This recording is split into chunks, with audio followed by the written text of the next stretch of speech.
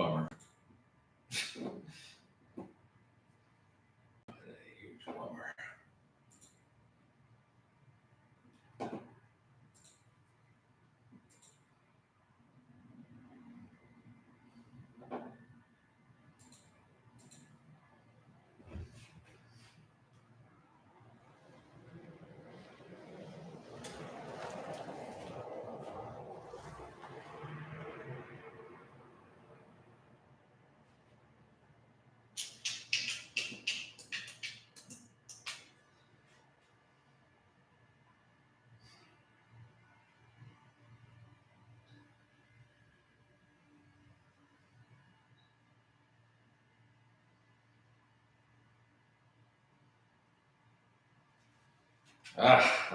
All right. We're back. Can y'all hear me? Is that working? All right. We're back. Can y'all shut up? All right. So I was able to hear myself on my restream. So sorry about that. Like I said, first time streaming, trying to figure this whole thing out, and we'll figure it out. We'll get through it. Either way, we are about 5 degrees off from actually hitting our mash temperature. So we're going to go ahead and we're going to get the malt into the actual basket.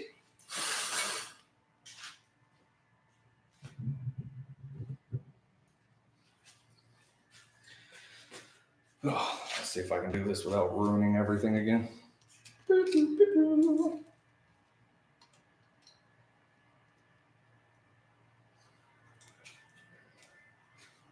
Let's tilt that down. Beautiful.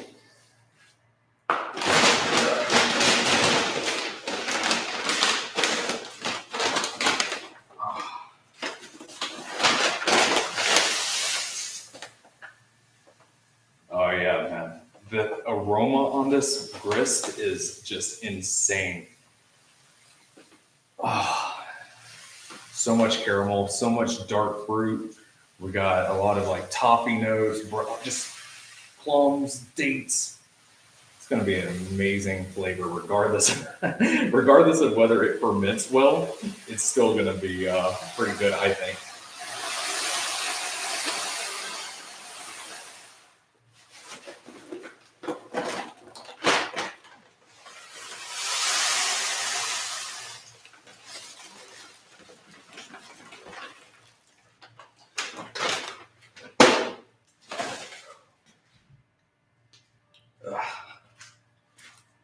Man, just looks so good. All right, let's go ahead and adjust this grain bit. I know it's gonna settle already, but when I like to dip it in, I do a little fly sparge. It just makes it easier when it's not all lumpy and gross already.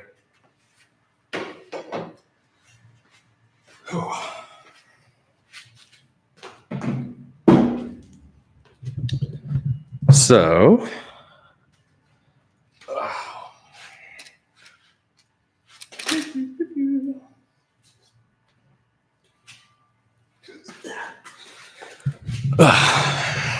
while we wait for that temperature to fall a little bit, I will say, I'll tell you a little bit more about this brew process. So it's actually pretty funny. Like I said, I wanted to originally brew a wheat wine, which is typically we're looking at like 10% ABV minimum. We're also looking at essentially a barley wine that was primarily brewed with wheat. But the thing about it is, I plan on doing this experiment in collaboration with another home brewer. His name is Patrick over at Banty Rooster Brewing. I put his link down in the description if y'all want to check him out. He agreed to do this collab with me. And when we were going through and we were talking out the process of actually doing this, our big concern was whether or not this project would even be successful at all because of the diaesthetic issues that we were talking about and our concerns over that. So he decided he was going to do a much smaller scale batch. And while I was at the homebrew store and I was like building out my recipe for what would have been a really big beer, we're talking like 10 to 12% ABV if we were using non-crystal malts, if it was just all base malt. And I was looking at the price of crystal malts, and they are just so much more expensive than your typical base malt that I was like, this is a lot of money if this beer comes out terrible, undrinkable. So I decided to scale it back from a CrystAle wheat wine to just a CrystAle wheat beer. So hopefully this it was still rather expensive because we're talking base malts are usually like $1 to $1.25 per pound, usually max. But when you start looking at crystal malts, some of those can get all the way up to like $3 a pound. So when you're brewing something that's going to end up being like 20 pounds of malt and 90% of that is nothing but crystal malt, it can get very expensive for something that might be undrinkable, might be disgusting. So that's why we scaled it back from wheat wine to just wheat beer. But I still think it's going to come out pretty interesting, just the concept as is, plus the actual experimental nature of the CrystAle. And if we're able to in any way prove, validate, or even advance the concept of CrystAle, I like to think that, possibly, potentially, we got in on the not necessarily the ground floor, but on the forefront of its wider adoption as a beer style, which I'm obsessed with beer styles. If you've ever watched any of my content, you know that. So let's see.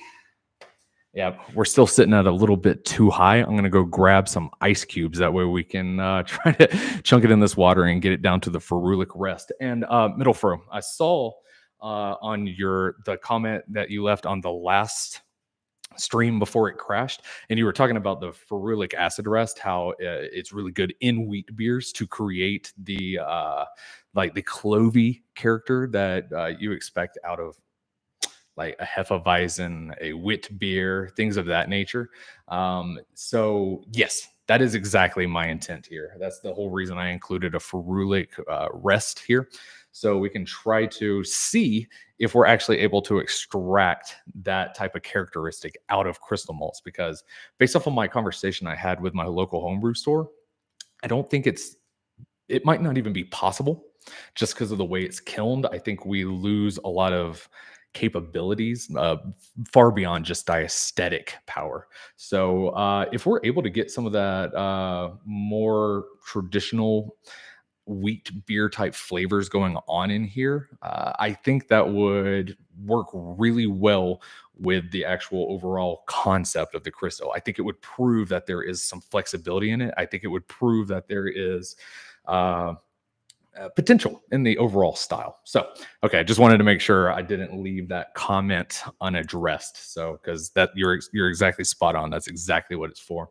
So, let me get some ice cubes. Let's chill this down to our ferulic mash temp designated temperature, and then we can go ahead and start getting the grain into the water. Start the mashing process because it's going to be long, and yeah, I'm excited. I'll be right back.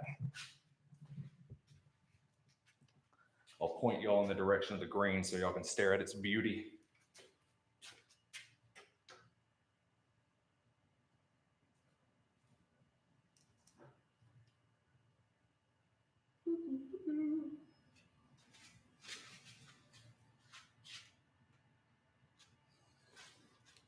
My God, is that gorgeous.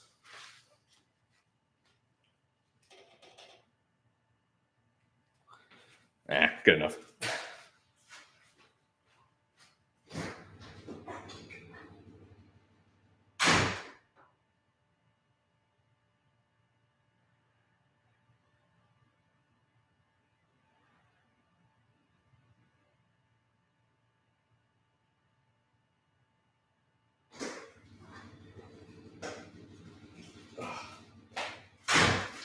And for those of you just tuning in, wondering why I'm adding ice cubes to the mash, yeah, it's a funny concept. Basically, we had to test the concept that I could actually run the streaming system and the brewing system at the same time. So I heated up the water, like just to see if I could reach boiling without blowing a fuse. And it's just so hot here in Arizona that I can't get the temperature back down quick enough to actually make this live stream happen. So let's go ahead and remove the green real quick.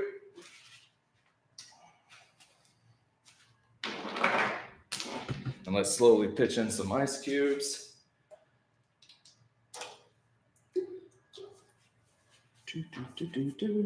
We're only a couple of degrees off, so I'm really hoping we don't have to do like water replacement or anything.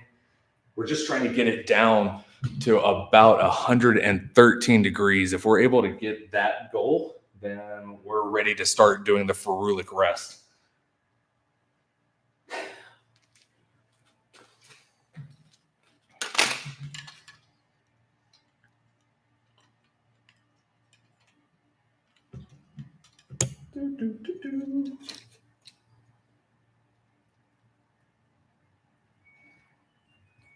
Man, this camera sucks.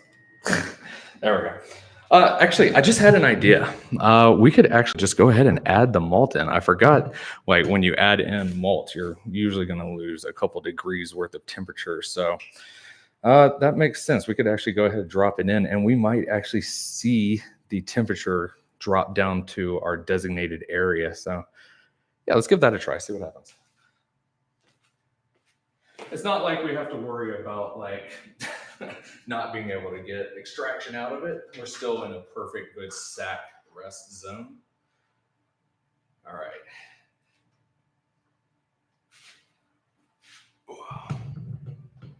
So here's the chaotic part about the mash and boil is it really, really doesn't like when you add a lot of grain to it, when you are doing a full volume mash.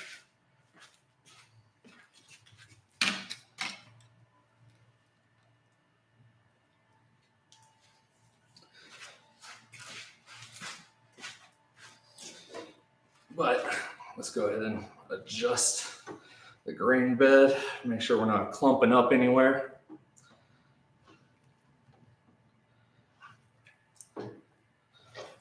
Oh yeah, that smells so good. I do notice right now, interestingly, I'm getting a lot more acrid characters. As soon as it hit the water, it started getting a little bit more acrid. Oh, I hope that really doesn't carry over. It's supposed to be, in theory, really sweet.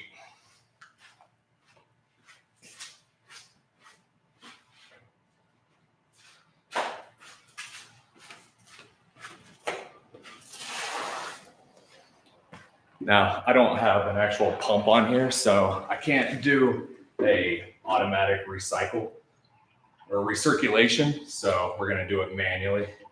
Just a little bit, make sure everything is getting nice and settled. We got a good flow going.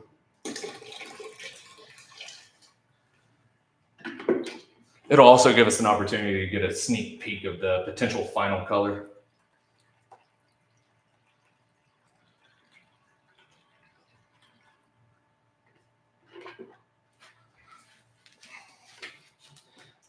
Oh man, look at that. It's gorgeous. It's got a nice like sunburnt orange color to it, a little coppery. It's looking good.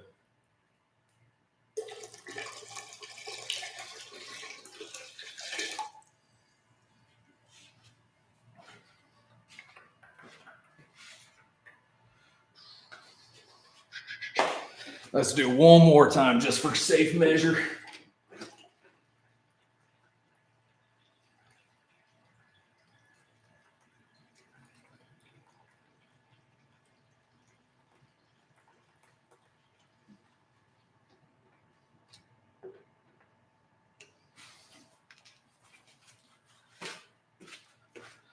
Oh yeah, man, that's so gorgeous. Not quite as dark as like a Dunkel. A little bit too dark to be anything else. You know, actually, I started seeing these beers kind of pop up in Germany. Like the last couple of years I was there. and they were brewing something called Bernstein Weizen, which, if I'm correct in my translation, Bernstein translates to like amber, and it was like amber wheat beers, and they were pretty good. Like I really enjoyed them. Stortbecker Brewery up in the north of Germany, I think they've had that in their constant annual rotation, so pretty good. We might getting that kind of character out of this.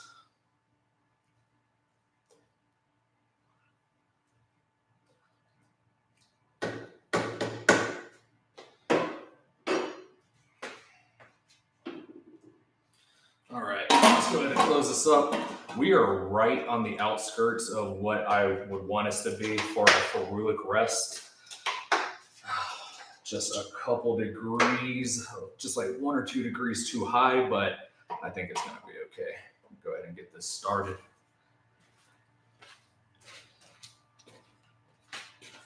Oh.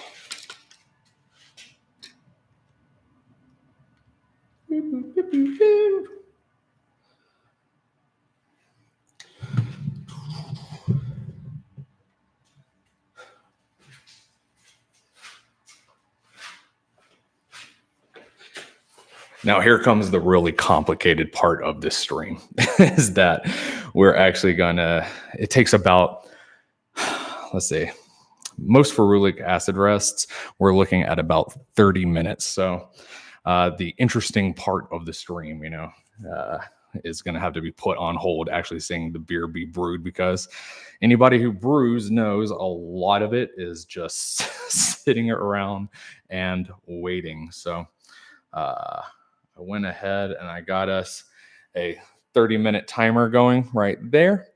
And we're just going to have to wait. And once we hit that 30-minute timer, we're going to be able to do something interesting. If none of y'all have ever seen a step mash before, especially a step mash on the brewer's edge, or the mash and boil, sorry.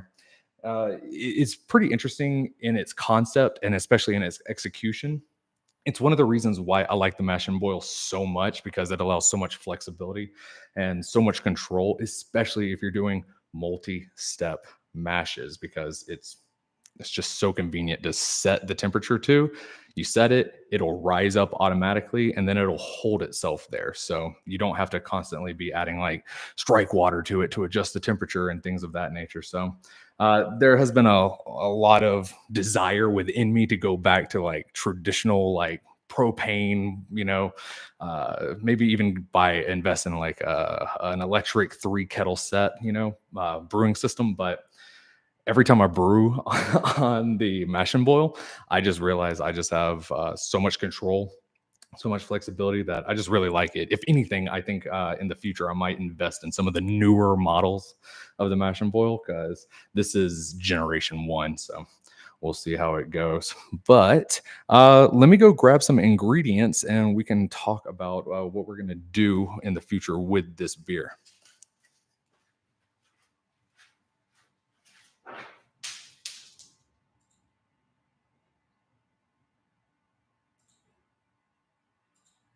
All right, let's crank some music up a little bit.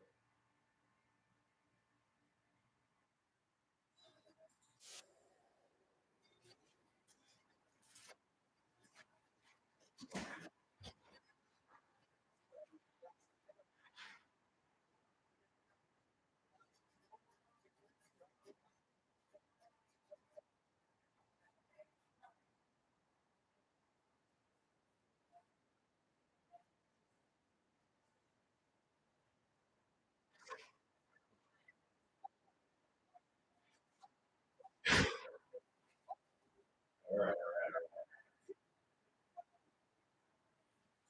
that's on cops.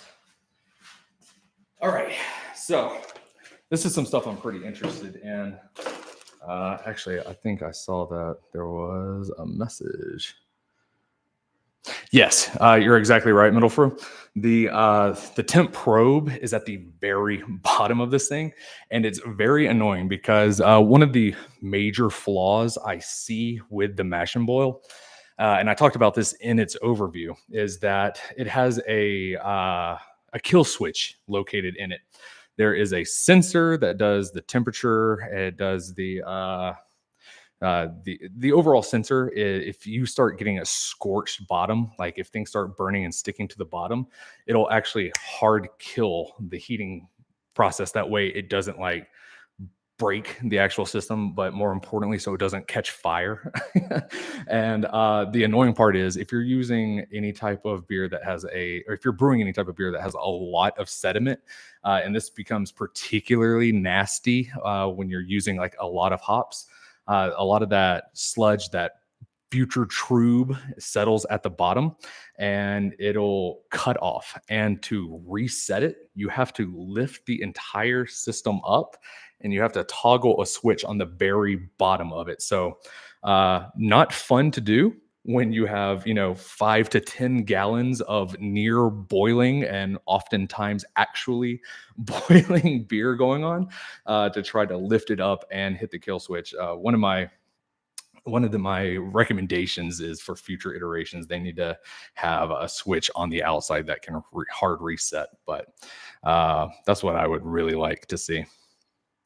Middle First says, I asked because without circulation, there might be temperature differences throughout the mash. Absolutely. Yes. So I 100% agree. That is one of the plans going forward. But when we're doing something at a lower temperature like this, I'm not too worried about it because if we're looking at the temperature at the very bottom and it's about 5, well, actually, now we're like right spot on exactly where we want to be. But you're absolutely right, especially in these systems where the gauge is just at the very bottom, also near where its heating coils are. You are going to get some temperature disparity between what's actually going on in the system and what's going on the outside, or on the reader or the digital screen. Sorry, brain is like dumb today. Yes, there will be some disparity between those two numbers, which is why I do oftentimes, especially when we're going to be doing the actual sack rest, the actual sack part of this mash process.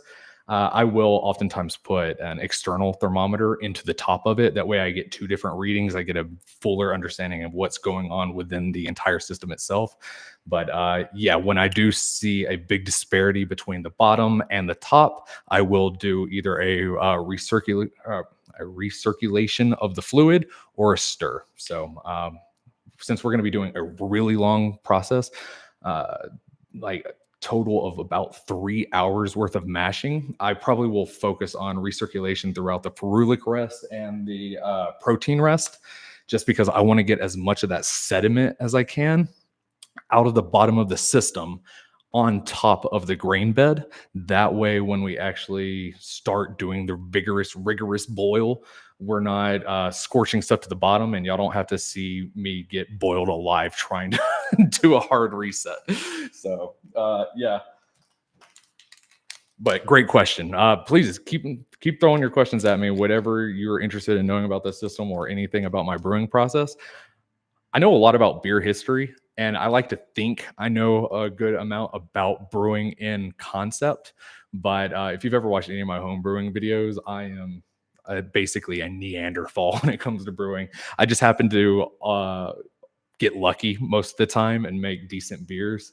One of my proudest moments is me and one of my friends. We ended up winning a competition brewing a Martzen lager.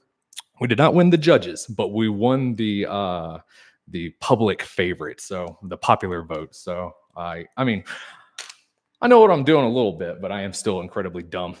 So keep me in check, Middleford. I appreciate it. Like I said, we're going to be going with 3 ounces total of UK East Kent Goldings. Like I said, it is a UK hop varietal, and man, these smell so freaking good. They for a while, I really thought like EKG was going to become kind of a hype hop. I thought they were going to get way more popular, but then like the whole New Zealand and Australia hop, oh man, really took over, and it kind of derailed a reemergence of classic European style hops.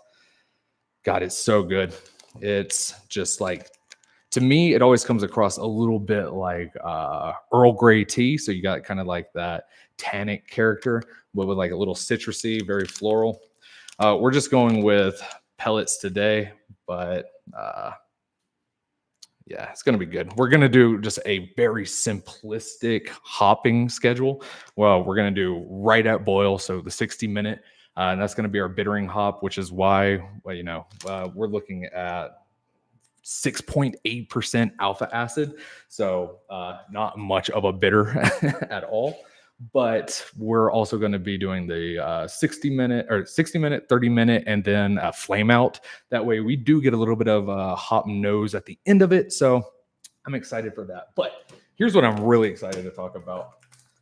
The yeast. I have become absolutely obsessed with yeast here recently because, especially White Labs, because I went to the White Labs pub in San Diego and they are doing some amazing experiments out there at the White Labs pub.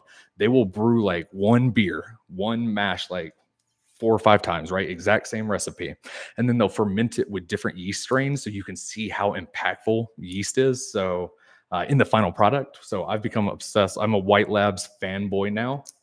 So, for our yeast choice for this particular beer, this CrystAle wheat beer, we're going to go with an English ale yeast, just the standard OGWLP002.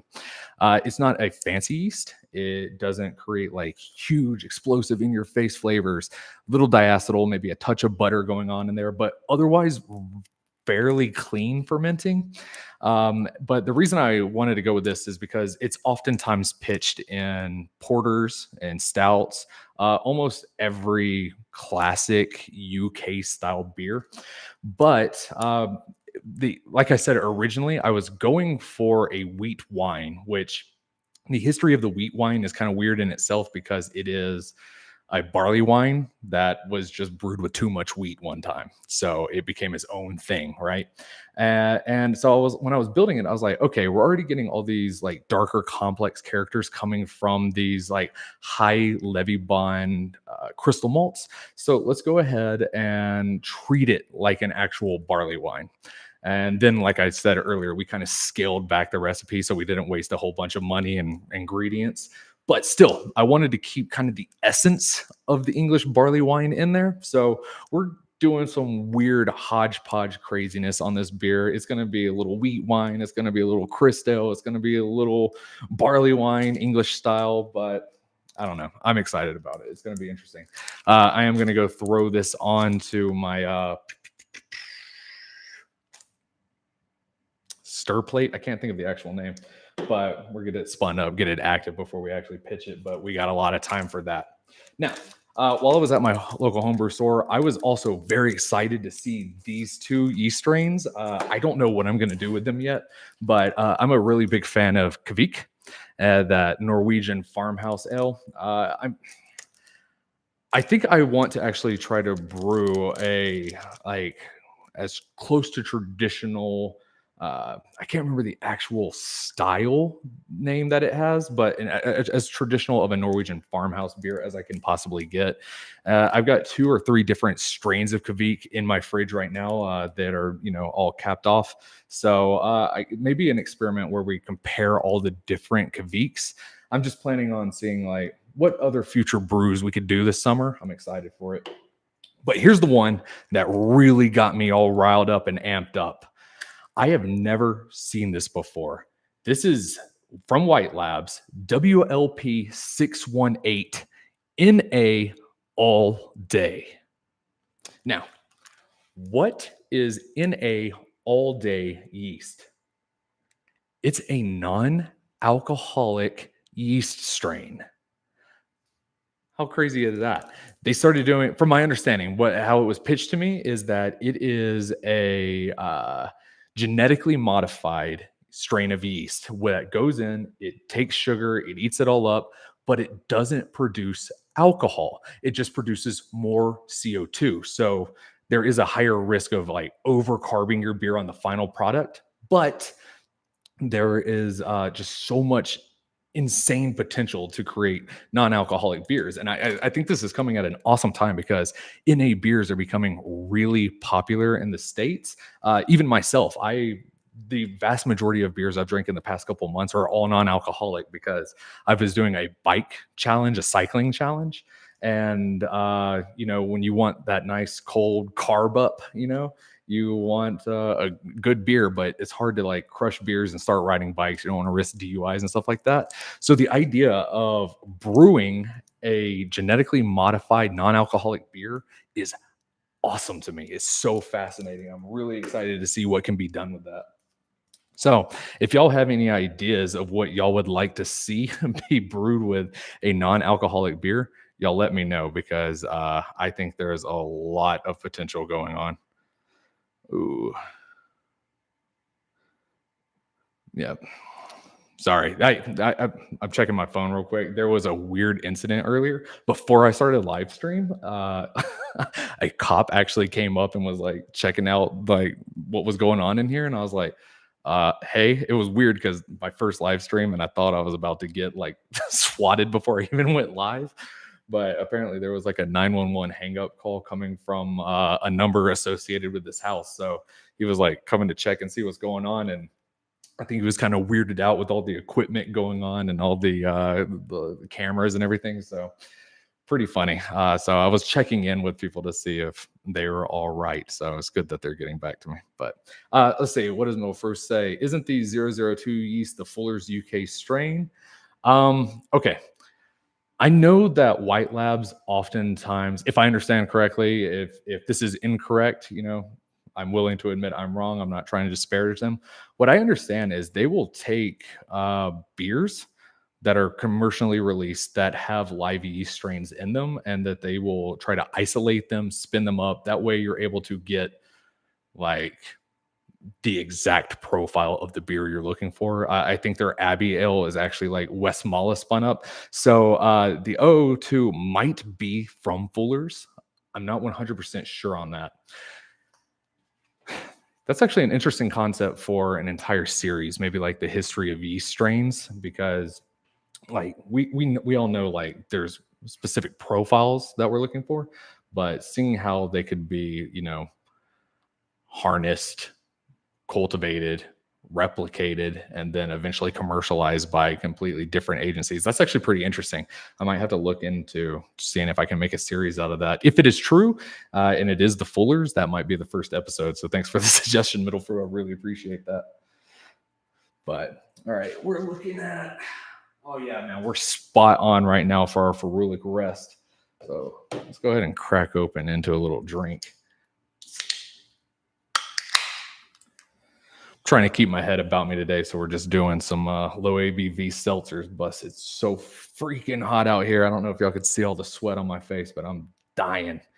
I got to get a fan out here if we're going to continue to do brewing live streams throughout the summer, because it's already like in the 90s here in Arizona. And it's even hotter like up in Phoenix and Tucson. But where I'm at, we're up in the mountains, so it's kind of cool. But man, everyone just keeps saying, if you're struggling now, just wait another month, and then wait another month, because it's just going to keep getting hotter and hotter. So for my first summer here, I am already terrified. Oh man, that's good. All right. I'm going to go ahead and put these yeast strains back up. That way they don't explode on me. But I will be right back.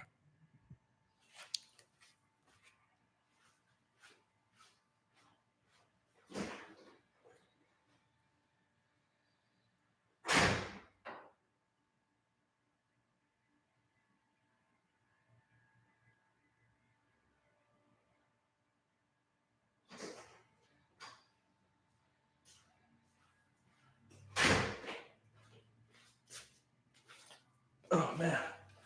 All right. Let's see.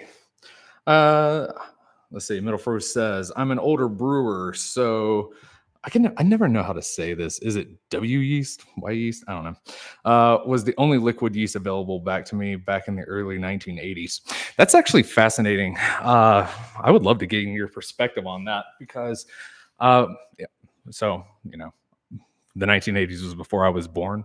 And I grew up in one of the states where we were the like second to last state in the US that legalized homebrewing. And so when homebrewing finally came to my state, we already had everything. We were instantly caught up. but I've heard from a lot of older brewers, and I've read in a lot of books and experiences and stuff like that, where they were talking like they would just show up at their local homebrew store, you know, whether that was like an hour or two drive to wherever they had to get to, you know, because they weren't super commonplace, but they just showed up and they were like, "What do you got?" And then they'd be like, "We got this." And they're like, "Well, I guess that's what I'm brewing today," because that's all the ingredients they had, since they didn't have such a wide selection and as much to choose from or to build recipes from. So I always heard that some of the like earlier pioneers in home brewing were very kind of on the fly with it, but were also very simplistic in their recipe design. So if you're able to gain or provide any perspective on that, that's fascinating. I'd love to hear about it. But let's see. Yeah, let's see. Da, da, da, da. But I don't know. Let's go ahead and give it a little swirl around. Let's see and get that temperature circulated like you were suggesting. Also, I hear a little thunder. That sounds nice. Man, I'm really hoping it rains.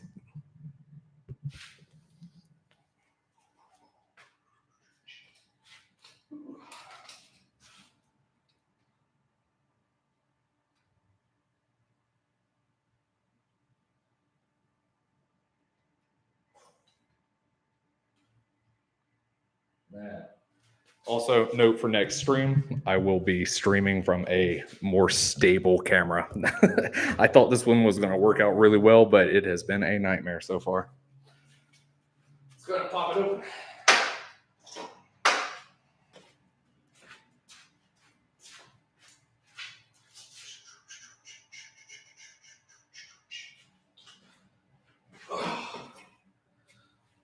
Oh yeah, looks gorgeous. Let's just do a little stir, get it circulated around a little bit.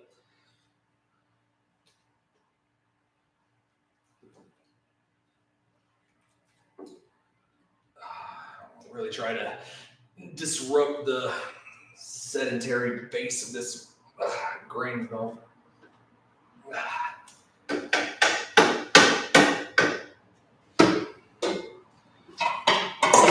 And just to be on the safe side, we might as well do a recirculation while we're at it. Try to get rid of any sediment we got building up. Oh, wow. This color is already gotten so much darker. This is insane. Oh, wow. Look at that. It got so much darker so quick. That's insane.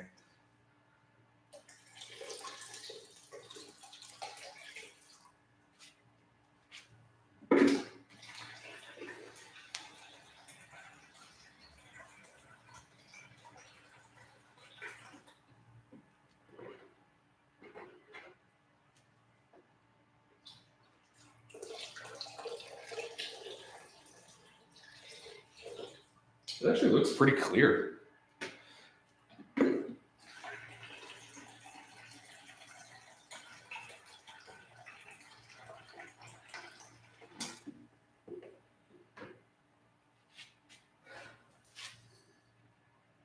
Oh yeah, a lot more of those sugary notes are starting to come through, and we're starting to lose some of that acrid character that was coming from the Cara wheat. For some reason, that was when I tasted it in the brew store, I was surprised because it had a quite sharp acidic touch to it. So maybe I should have been checking my pH levels here, but I don't know. I'm not really too concerned with it, but it is pretty interesting how dark that color got and already how much tamer the aroma is.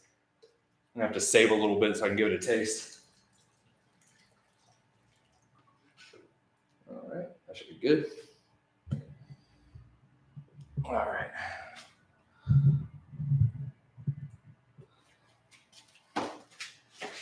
Well, first let's go ahead and lock the lid back up. That way we don't lose too much temperature.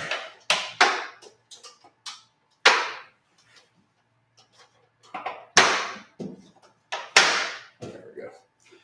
All right, let's give it a little taste.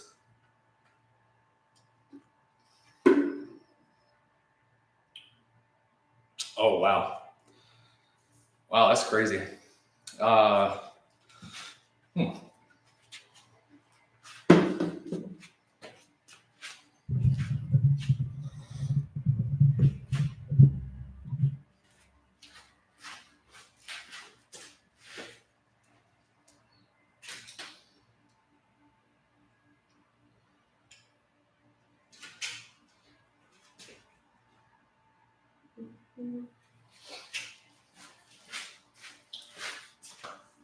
Man, so the flavor on that is so crazy.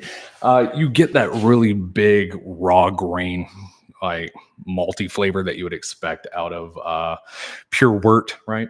But man, it's got the perfect amount of roast going on, and like I said, that's coming from that caraway wheat, and that's also going to be coming from that higher levy bun. I can't remember at the moment if we went with 60 or 80, but that higher levy bun crystal malt. But it impacts such a perfect amount of like charred sugars and roasty characters, just a touch in there, that it comes across very much like an espresso macchiato. Like, you still get like a good amount of sweetness coming from like the cream aspect of a macchiato, but you get like that robustness to it. Flavor wise, I'm really impressed. We're getting dark fruits, not as much as I would expect out of like a special B malt or something like that. But I mean, for how simple this build was, pretty good. I'm just fingers crossed that we actually see some good sugar extraction coming out of here, because flavor wise, I'm already sold. I'm already sold. Appearance, I know we're probably going to see it either get a little bit, possibly a little bit lighter once like all the particulates fall out of it, and once it ferments and a lot of the sugar goes away, it's going to lose some of its opacity. But I mean, it's such a beautiful rich mahogany color already. I'm really impressed. I'm loving it. Oh, we got some more people in here. What's going on, y'all? How are y'all? Let's see. Middle Fruit, you answered my question. Coupled with the limited importation issues getting stuff into Canada, it made it a challenge back then. That's very true. I always forget you're from Canada, like because of the Middle Fruit in your name. I always want to say my brain automatically thinks Germany, but I remember. Yeah, so yeah, I really don't know too much about the early pioneering scene in Canada, especially in the craft beer. Being an American myself, there's like so many sources I'm just constantly browbeaten with, like Michael Jackson and your local homebrew store, and like all these pioneers did this and did that. Read these books. So I learned a lot about that, but this is probably like the dumb American part of my brain, but I always forget like Canada has its own like incredibly unique and probably longer, earlier beer history, especially when it comes to home brewing. So that's something I actually probably should learn up more on. Big Stiff Willie looks decent, mate. Thank you so much, man. I appreciate it. Good to see you in here. This is my first live stream, so a little nervous and turning into a little bit of a chatty Cathy. But one thing I thought about, or one thing I didn't think about when starting this live brewing session, was how we were going to fill in the time in between the long mashes, because we are doing a real long mash. So I gotta put on my social delight and become entertaining for a while. But good to see you on here. Miscellaneous brew reviews. Cheers, bro. Been a while. It has been an incredibly long time, my friend. Good to see you back in here. Oh yeah, I remember Middle or Paul. Let's go ahead. Since you put your name out there, I feel comfortable saying that. I remember meeting you on I think it was Bumpy Roads, was like his like Brew Mondays or something like that. Yeah, I remember that. That was I think we had the same conversation where I was like, "Are you from Germany?" And you're like, "Nope, Canada." So pretty funny. With all that crystal, I'm quite interested in your starting and ending gravities. That too, I am interested in. So, all right, let's look at it. Let's look at the stats again. So, based off of my calculations, utilizing what is the app I use? Beersmith 3. So based off of the build I did in Beersmith 3, if we were to use just a standard 60-minute sack mash, just full on like 150 or 160, whatever, for 60 minutes, then we should end up with a starting gravity of 1.050, which I'm too bad at math to convert that to bricks, but I got a Brix reader here. We'll be able to do the calculations later if that's accurate. Let's see.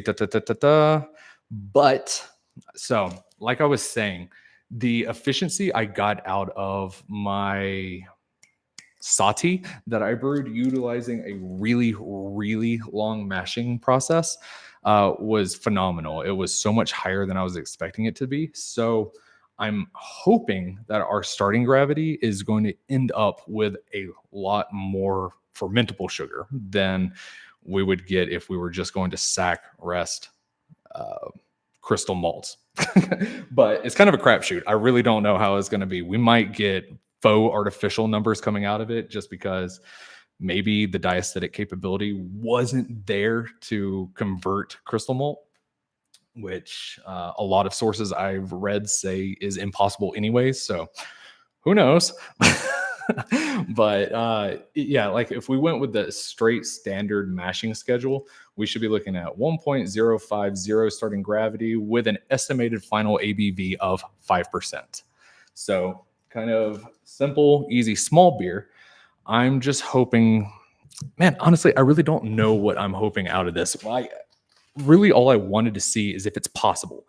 Is it possible to get fermentable sugars out of this and out of a beer that's 90% crystal malt? It's kind of a crazy concept, crazy theory, but there are literal commercial breweries that are doing it, that are making it happen, that is making it a reality. So unless they're fudging their numbers, which I don't think they are, it's possible some way. But as far as like how the final taste is going to come out, I don't know. Like, do I want the fuller, sweeter character of crystal malts, or do I want it to convert itself into a normal wheat beer profile? I think I would be happy either way, but I just don't see how it would be possible for the crystal malt to go through and actually become fermentable sugar and also retain the density of its body. Does that make sense? So I don't know. I don't know how it's going to turn out. I don't know how it's going to shake out, but I'm interested to see what happens. That's why we're doing this. It's an experiment. Multi Monday. That's right. Yep. I only went on Multi Monday a few times, but man, I don't usually like live streaming. This is something I'm very new to doing. Like I said, my first one. So I usually get real anxious on live streams. So this is my way to get better. So that's why I didn't go on Multi Monday too often. But man, Bumpy's such a good guy. I love that dude. He makes great content. And now that I'm back on a closer time zone to him, I would love to work with him again. Some of my favorite collabs have been with Bumpy. Such a good, friendly dude. Let's see. Big Stiff Willie asks, any trips back to Europe planned this year? So I went back to Germany for a couple weeks back in February or March, I think it was. And I was exclusively in the Oberpfalz region hunting Zeugelbeer. I was there for work, but really I was there on a mission for myself. But man, honestly, since I'm back in the States, if the opportunity comes to go to any country, I will take it in a heartbeat. And work has been sending me places here and there, but with like NDAs and stuff, I can't really talk about them or film videos on them and stuff. But since I'm back in the States, I've been really focusing on trying to become refamiliarized with American beer history.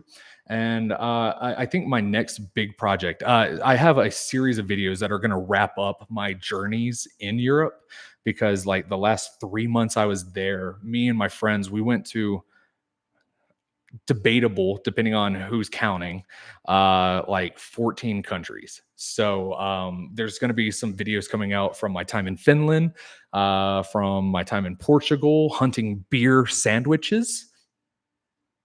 We're gonna go back to Germany a couple times. We're looking at Austria, but the thing I'm most excited to show y'all is my Latvia trip, man, or Latvia and Estonia, because the insanity that happened in Lithuania and Estonia was just insane. So probably not actually going back to Europe, but releasing content from my time in Europe. But while I'm here in America, like I said, doubling down on American history, my next really big project that I'm kind of trying to nug out is I'm trying to do the complete history of beer in Arizona. And we're going back 20,000 years plus to the Clovis people who came across the Bering Strait all the way down and was killing mammoths along like the Arizona Mexico border. I've already been out exploring these places, getting footage. So pretty excited about that. That video is probably going to be like an hour long. So my goal is I would love to be able to do that for every single state, but we'll just have to see what happens, how this one goes. But it's already so much work. It's going to be the closest thing I've done to a documentary. So that's going to be the big project for this year. Dan Kim says, Brew Day here too. My girlfriend's dad and I are filling their house up with some lovely aromas currently. Man, that is like the best thing, is like just that great biscuity, doughy character that just like wafts throughout the house. I wanted to do that same thing for my house because I I love that smell, but this house just has like the worst ventilation. If you cook dinner, the house smells like dinner for like 5 days. It's awful, and I just didn't want that overly sweet biscuity character to just consume the entirety of my life. So that's why we're out here in the garage. But let's see, we hit that timer a few minutes ago, so let's go ahead and adjust the camera so we can just from the ferulic acid rest, which, as we discussed earlier, the entire purpose of that is to leach ferulic acid into the actual mash. That way, when it is converted and consumed by the yeast, we're going to end up with more estery characters that are associated with wheat beers. Then reason we're focusing so hard on the ferulic part of this is because I don't know if we're actually going to be able to get good ferulic activity going on because of the high density of crystal malts. We're just going to have to see what happens. So that's like the mini experiment in this grander experiment. Can we make a high diaesthetic? Can we make a high crystal beer? Can we get ferulic acid out of it? Can we actually get fermentable sugar to reach a standard normal wheat beer ABV? That's on the agenda. We're going to move on to the protein rest, which is also going to be about an hour, 60 minutes. And that whole process is to do exactly that. We're going to try to get a lot of protein buildup inside of the beer. That helps with body. It helps with head retention. It helps with mouthfeel. It's very important, especially in wheat beers, because a good Hefeweizen, a good American wheat beer, you want a little chew to it. So let's go ahead and adjust the camera and let's change the temperature. Pay attention to how easy step mashing is on the mash and boil. It's so convenient.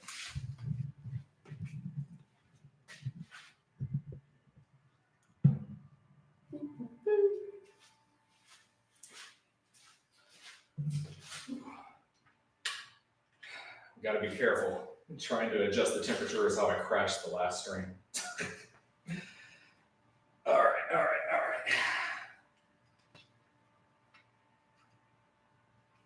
See if I can get this adjusted right.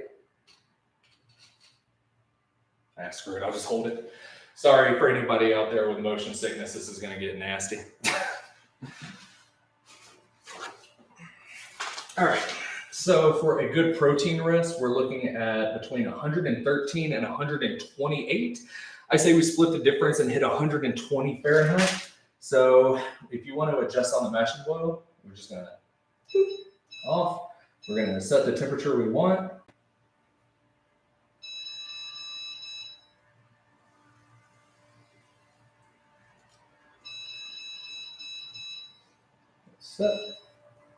Set, boom. And see, we're at 114 right now. Our desired temperature is 120. And without having to do any type of like additional hot strike water additions or anything like that, or like turning the heater back on, we're able to just set it. It's going to rise in temperature. And then once it reaches the designated temperature, it's going to turn off. And then it's just going to continue to heat back up so it stays within the designated temperature range. So convenient. Like, I know I've been like really hyping up the mash and boil, but I just really, really enjoy it when it comes to step mashing.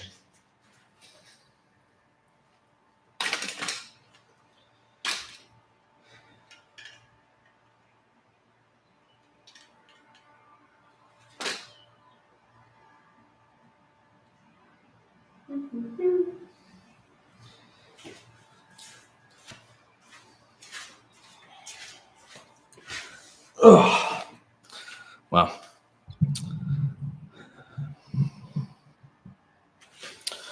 Let's see.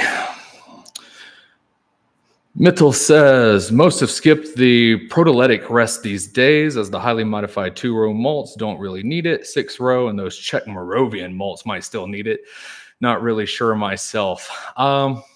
Yeah. So it's funny. I've seen a lot of experiments going on by a bunch of different like brewing creators over the past couple of months. Oh shit, hold on real quick. Let me set the timer on this. That way we don't, I'm already going to run over it. I know, because I like to gab a whole lot, but let's go ahead and adjust this so we don't miss out on it too bad. All right, boom. This is the long haul, boys, or step one of the long haul. It's going to be an entire hour. So got the timer going. We'll just have to see what happens. But let's see. Yes, I've heard that a lot of the traditional malting techniques, to include step mashing to a certain degree, to include decoction mashing, I've heard that a lot of it is essentially unnecessary now because of how advanced and how selective we were when it comes to innovations within malts, like both in the kilning process and like the genetic modification of it throughout, like, you know, the evolutionary process of selecting the best harvests and things of that nature. So yes, I've heard that a lot of malts, maybe something like, you're probably exactly right, like a good classic rustic Moravian malt might still need it, you know. If I'm doing a real simple beer, like if we're going to do like a standard Hefeweizen, you know, like 50-50 barley, wheat, nothing complex, you know, I'm still going to go through the processes because I want to get those ferolic natures, the ferolic acids. I want to get the protein. I want to get all that stuff going. And I don't want to skip those and end up with a subpar beer, if that makes sense. I probably would completely skip decoction mashing just because it's so annoying.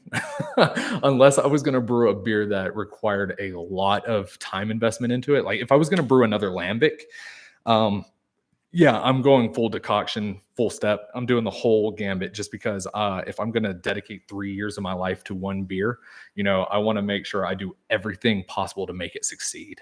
So, yeah, it's interesting. This week, I had a lot of time off, so I went to 2 different breweries. And one brewery I was talking to, and they're like, hey, we just make beer and we put it out. People like it, and we try not to make too much of a fuss about it. And it was very interesting. It was I ordered a Hefeweizen there, crystal clear, and I was like, "Is this a Crystal Weizen?" They're like, "No, we just run every single beer through our filtration system. We don't give a shit about how it actually looks or how it's supposed to look. It tastes the way it's supposed to." And the same thing with the New England IPA, their hazy IPA, crystal clear.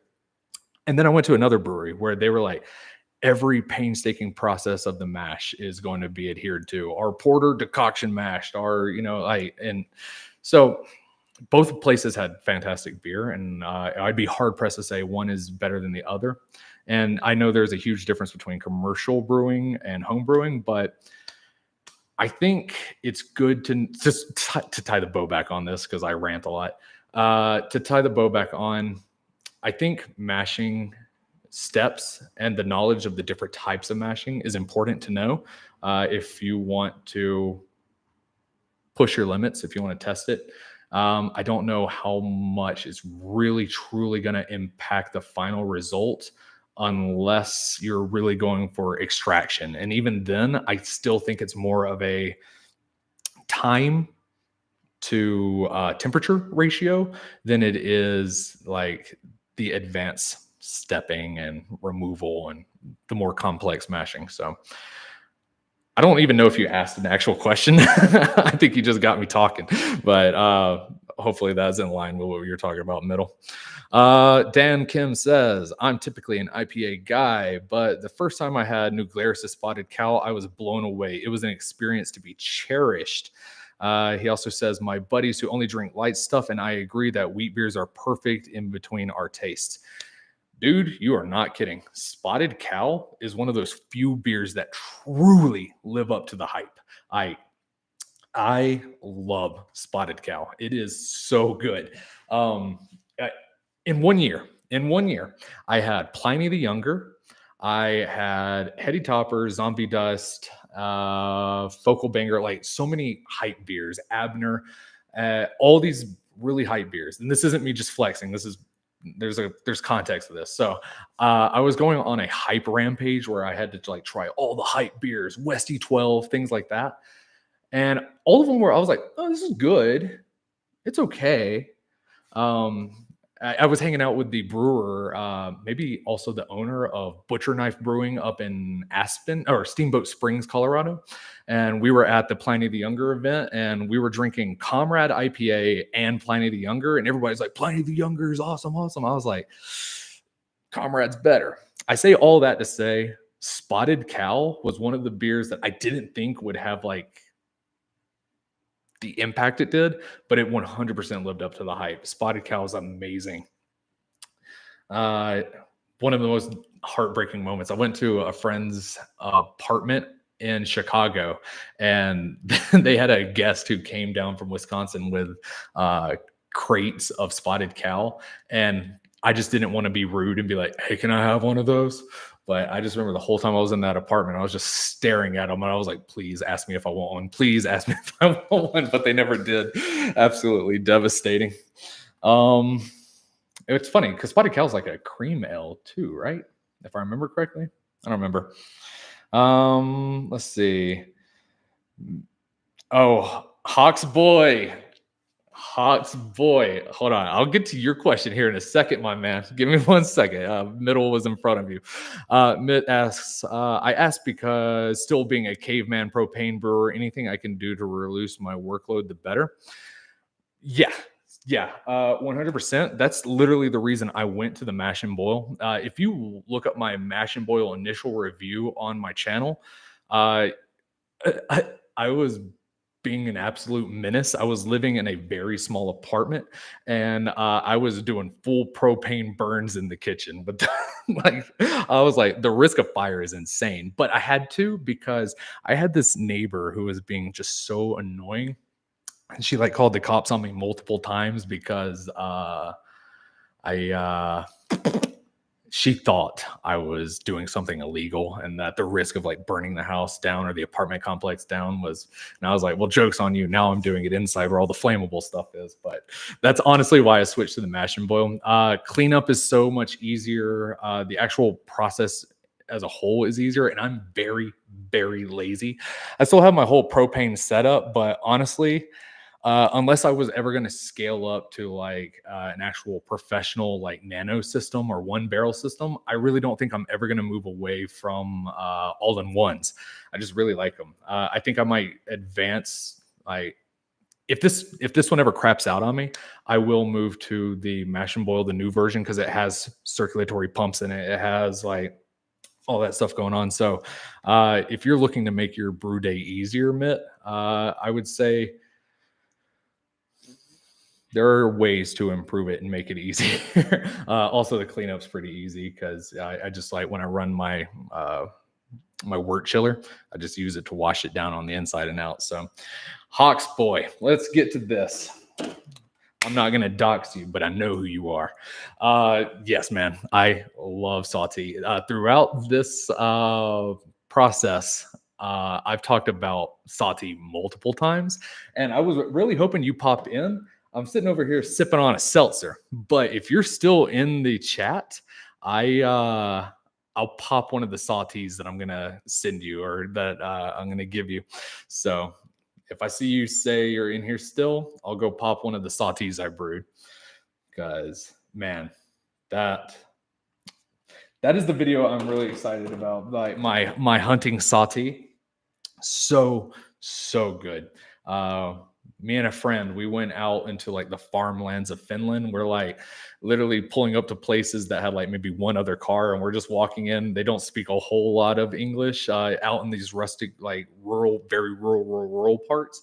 And some of them would be like, "Yep, this is the brewery." But every single person we talked to went out of their way to educate us and teach us about salty as much as possible. Like multiple brewery tours, getting to see like the malt, the ingredients, the some of them even had some of the old rustic traditional equipment. But man, the Finnish people are so nice. Like huge shout out to all the Finnish salty brewers, because they were just amazing. They had a true dedication and passion to their craft. And yep, Oxboy's still here. All right, hold on. Let me go get this salty and I'll continue my rant. I don't know. Entertain yourselves real quick.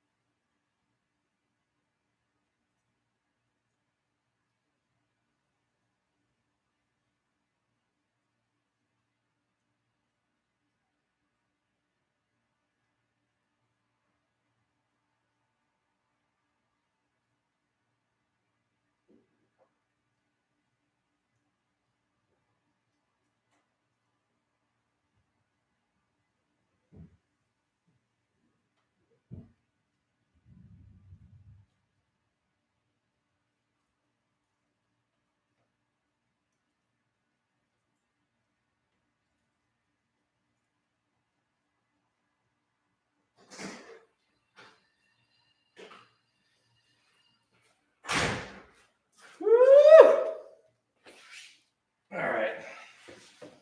I have been excited to show this video. I have to film the actual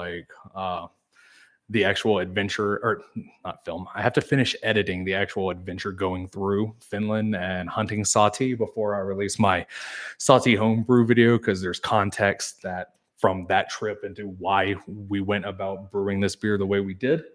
But there's some things that we have to take into consideration when we were trying to brew a beer that it meets the actual experience of Finnish Sati.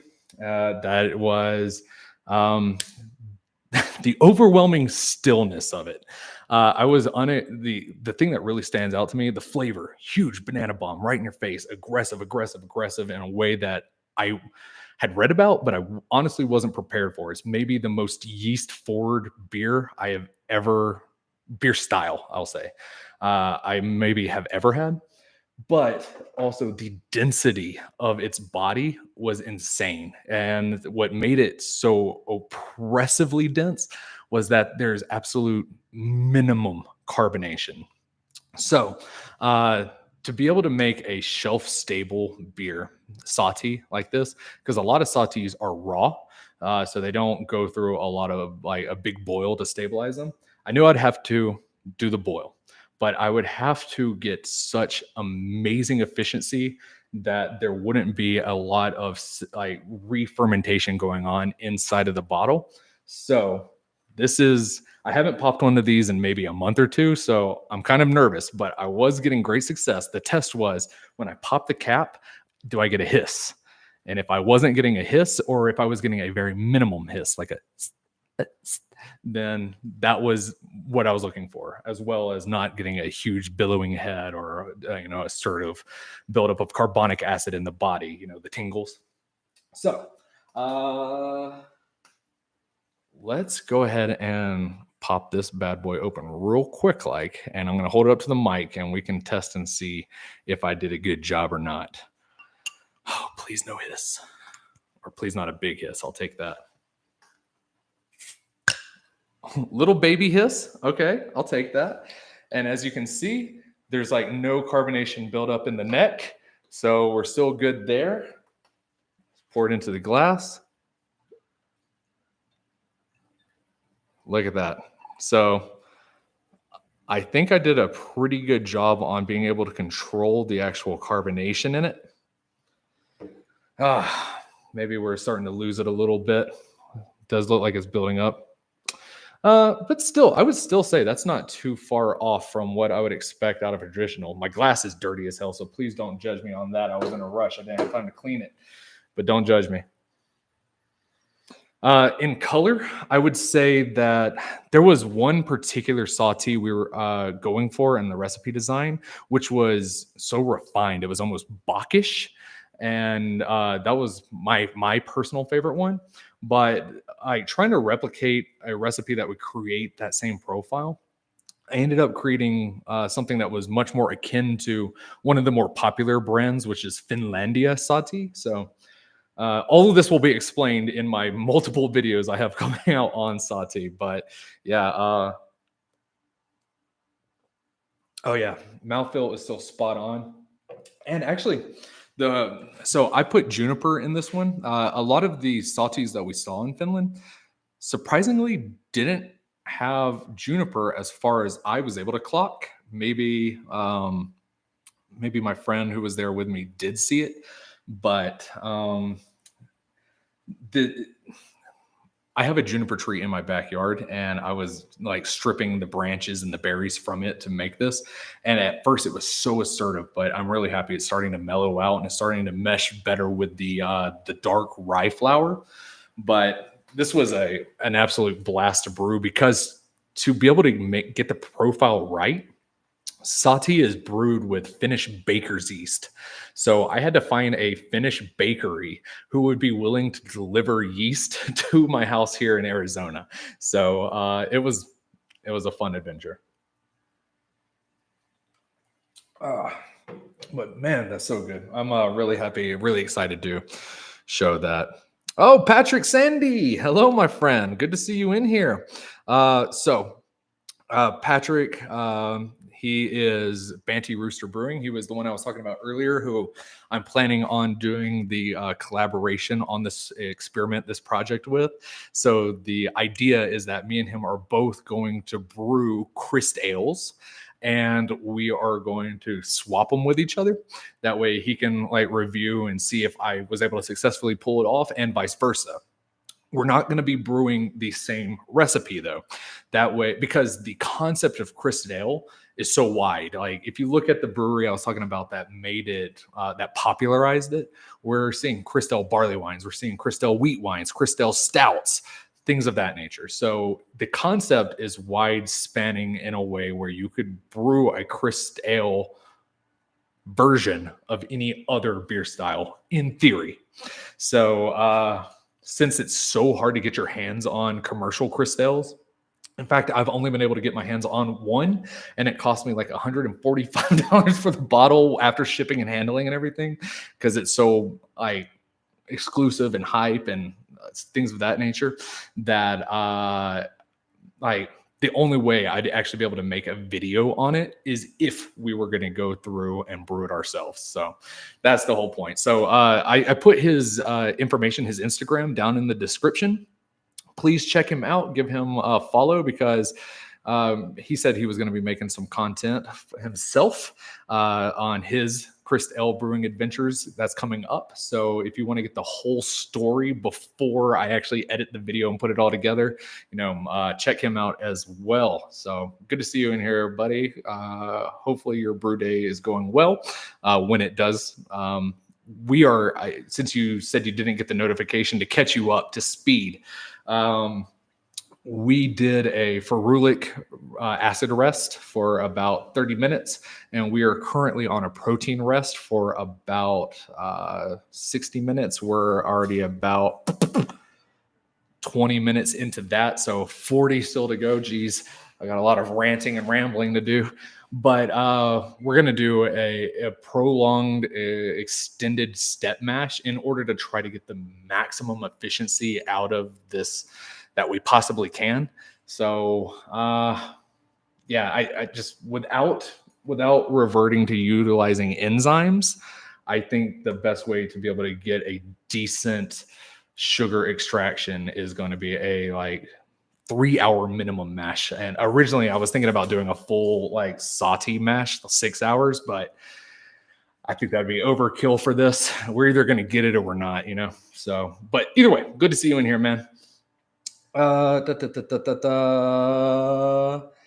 Hawks boy, I can still taste the saute while you sip that. Gotta be one of the most unique beer styles ever. Absolutely.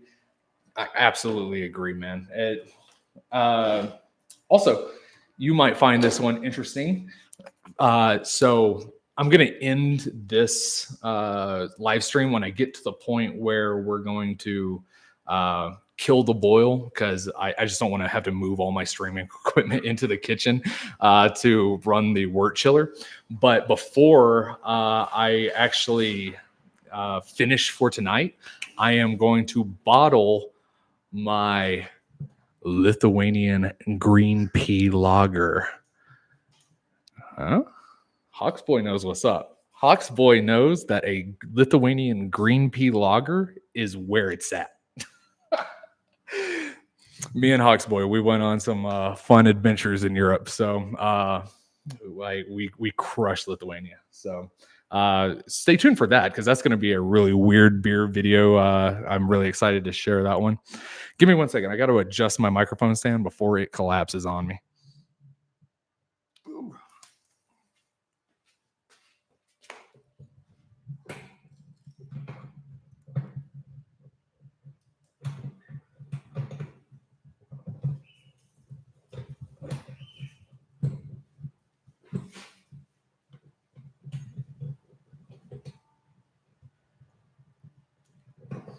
You know, hear that storm? It's starting to pick up.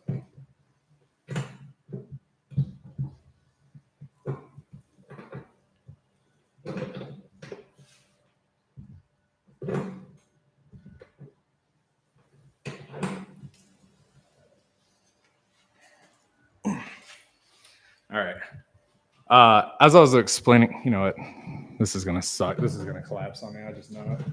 I'm just going to rip it.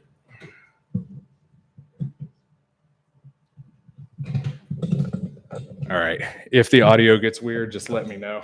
I'll do what I can to fix it. But, ooh. Oh, we still live in here.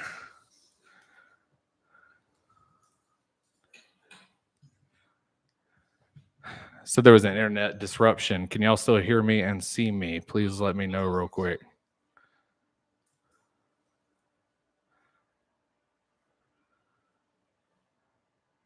Ah, crap. That's not good.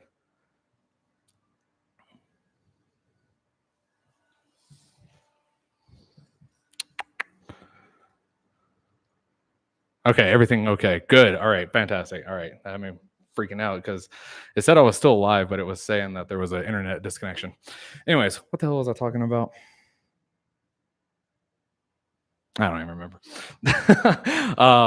Yeah, salty, absolutely delicious. I'm really excited to share that with y'all. If there's any homebrews y'all want to see us do in the future, please let me know, because I've got some plans, but I'm excited to try to get back really into home brewing. I got a lot of free time, and hopefully, fingers crossed, that stays that way. I'm really hoping it does. But I really wanted to get back into home brewing. I was just like looking at how much I spend on beer, and I was like, I think it would make for a better all around experience for content wise on this channel, as well as just like personal growth wise, if I just started learning how to brew every type of beer style that I want to do a historical video on, because like it's getting kind of difficult and kind of hard to hunt down some of these rarer, more exclusive beer styles now that I'm here in America. So I was like, I think the only way I could even come close to authenticity is just brewing them. So if there's any historical styles y'all want, let me know. I am excited to do something called a Dampf beer. And any of my German speakers out there will know that's a very weird sounding beer. So uh, that's going to be one of my next big projects. But for everybody else who's tuning in, I don't know if y'all are tracking what we're doing right now. We are doing a CrystAle brew day. And what a CrystAle is a emerging trend. It's still, I think, rather underground. I think there is potential for it to grow as we're starting to see I wouldn't even say a reemergence, but kind of like a dedicated cult following of high ABV, really thick malty beers, particularly in the barley wine category, the wheat wine category. I've started seeing more wheat wines on store shelves recently in the past like 6 months than I think I'd ever seen, even at the absolute height of craft beer. So I do think there is slowly emerging a market for that. And what CrystAle is it utilizes crystal malts, at least 50%, but up to 90, maybe even some experiences I've seen 100% crystal malt, no base malt. And if you are not really deep into brewing, you might think, why is that so weird? What's up with that? Crystal malt is supposedly non-fermentable malt. It supposedly doesn't create enough diastatic power, which is enzymatic activity in the mash, to actually create sugar that can be broken down by yeast to create alcohol. So when we're looking at beers that are 90% quote unquote unfermentable, it gets kind of weird, right? So I'm just there's one brewery out in California, Horace Aged Ales. They're pumping out some very interesting CrystAles, and they're also kind of regarded as the pioneer of what could be a future beer style. So their bottles are insanely hard to come by. So we're brewing them ourselves. So now that I've caught y'all up, let's get back to it. Dan Kim says, crystal clear. That's hilarious. I see what you did there. If that pun was intentional, I love it. And I'm not much of a pun guy, but that's funny. Hawks Boy, the piece came through just enough, and somehow they make that Lithuanian lager taste even better. Unexpected for real. I could not agree with you more, man. That was one of the so. Yeah, I'll go ahead and spoil it. Y'all are here on the live stream supporting my very first stream, so I'll give you a little sneak peek.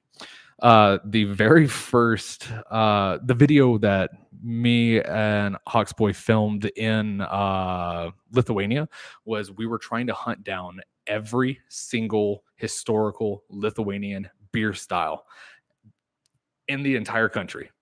And we did it. We did it. There's an argument to be made that there is a difference between highly commercialized versions, very, very rustic versions, and then mid-tier rustic small batch versions of this one particular beer style. But I think when you kind of get rid of those blurred lines, ultimately, I think we still accomplished that goal. I think we only really missed out on like the most rustic of those, but still, I count that as a mission success because we walked all over the city of Vilnius trying to hunt down this P lager. And we went into this this beer store, this like Lithuanian craft beer store, and we were just like looking, we were blown away by all the different things that they had there. We were like, oh look, there's the Baltic Porter, grab it up. Oh look, there's the God, it's slipping my mind right now. But anyways, we were like grabbing up all these different beer styles that we had missed out on, and then boom, at the last second, one of us noticed the bottle on the bottom shelf, the green P lager, the one and only commercially available green P lager. So very excited to do that. And that's kind of what I was talking about. Like, I'm not going to be able to find that in America, so if I want to make a video on it, I gotta brew it. So that video should be coming here soon. Bottling it tonight. It's been in my kegerator for the past couple months, so excited to see how that shakes out. Patrick, you're right. Dampf beer is steam beer, but it's not steam beer the way y'all would think it is, because we have steam beer here in America, right? The San Francisco Classic, famously or not pioneered. That's the wrong word. Famously trademarked uh, by Anchor, um, also known as the California Common, and they call themselves the California Common because Anchor trademarked steam beer. Anyways, German Dampf beer, early 1900s, late 1800s style, depending on who you ask. A lot of misconceptions going on about what exactly is a Dampf beer. A lot of people think it's maybe a precursor to the San Francisco steam beer. Some people say it is the forefather of the traditional Weiss beer. And when I say traditional Weiss beer, I mean white beer, not wheat beer. There's a historical difference. If you want to learn more about the green pea lager, check out Lars Garschol on Lars blog. And if you want to learn more about the historical nature of Dampf beer, look up Anton Dreher. He's an Austrian beer historian. I did an interview with him, and I love his books. He's my favorite beer author. So, yeah, the idea is that there is an apocryphal tale of the Dampf beer that they added a wheat yeast into a white barley beer, and the foam, the Krausen, was so high that it looked as if the foam on top was steam, which is one of the apocryphal names or origins for the Dampf beer style. But according to the research Anton Dreher did, going into actual libraries, brewing museums in Germany, it seems that there was an idea that at the beginning of the Industrial Revolution in Bavaria, that they could take boilers and they could use like steam boilers to power mechanics and factories and stuff like that. And with the steam blow off, they could use to actually mash the beer, which was why this theory, which seems to have more actual like hard evidence behind it, is the origin of the Dampf beer. So I was able to find a couple commercial examples, surprisingly, but it doesn't seem like they are brewed in the historical fashion. So I have to figure out a way where I can convert my homebrew setup to replicate boiler blow off where I can mash with steam. It's going to be chaotic, and that's the whole reason I haven't filmed that video yet, but I am excited to see what happens. But let's see. Where are we at here? We're looking at...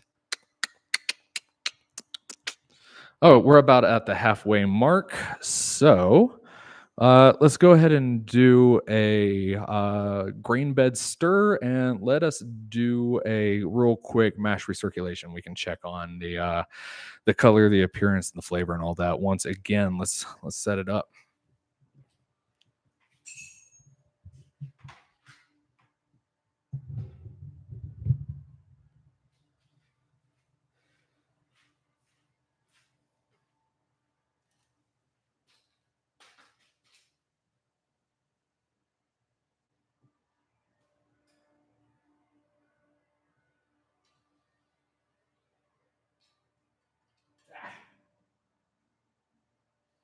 All right, that's pretty good.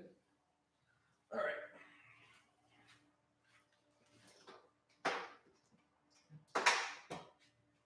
Woo! Man, that's looking gorgy. That's such a good color.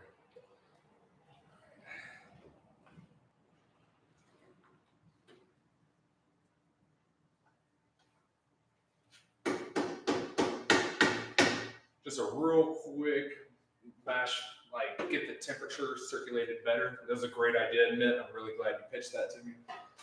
All right, let's do a circulation. The whole concept is that we can try to reduce any like particulation accumulating at the bottom of the actual mash and boil. That way, when we actually do it, it doesn't shut off, and I don't burn myself to death trying to do a hard reset on its temperature gauge.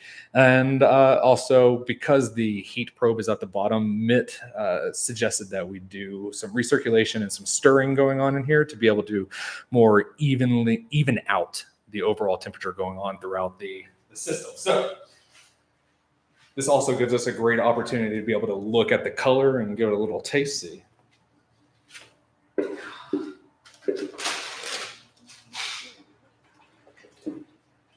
Oh man, that color is getting so much more robust.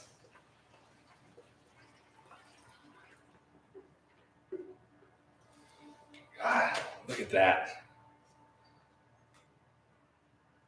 Gorgeous. Absolutely gorgeous. Surprisingly, even with all the crystal, the high Levy-Bond crystal we got going on here, I'm not getting as much caramel as I was expecting. Definitely way more on the toffee burnt sugar character.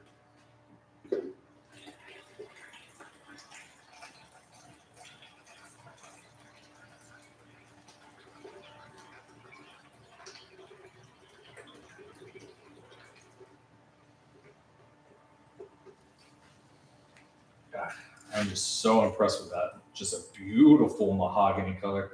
Got some of those amber tones on it. Man, gorgeous.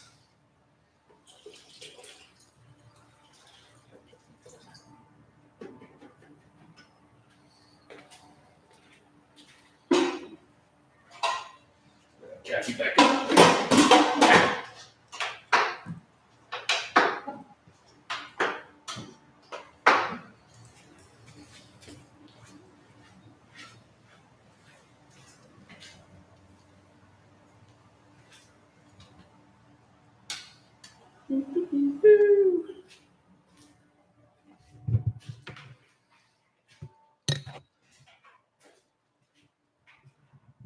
Oh man.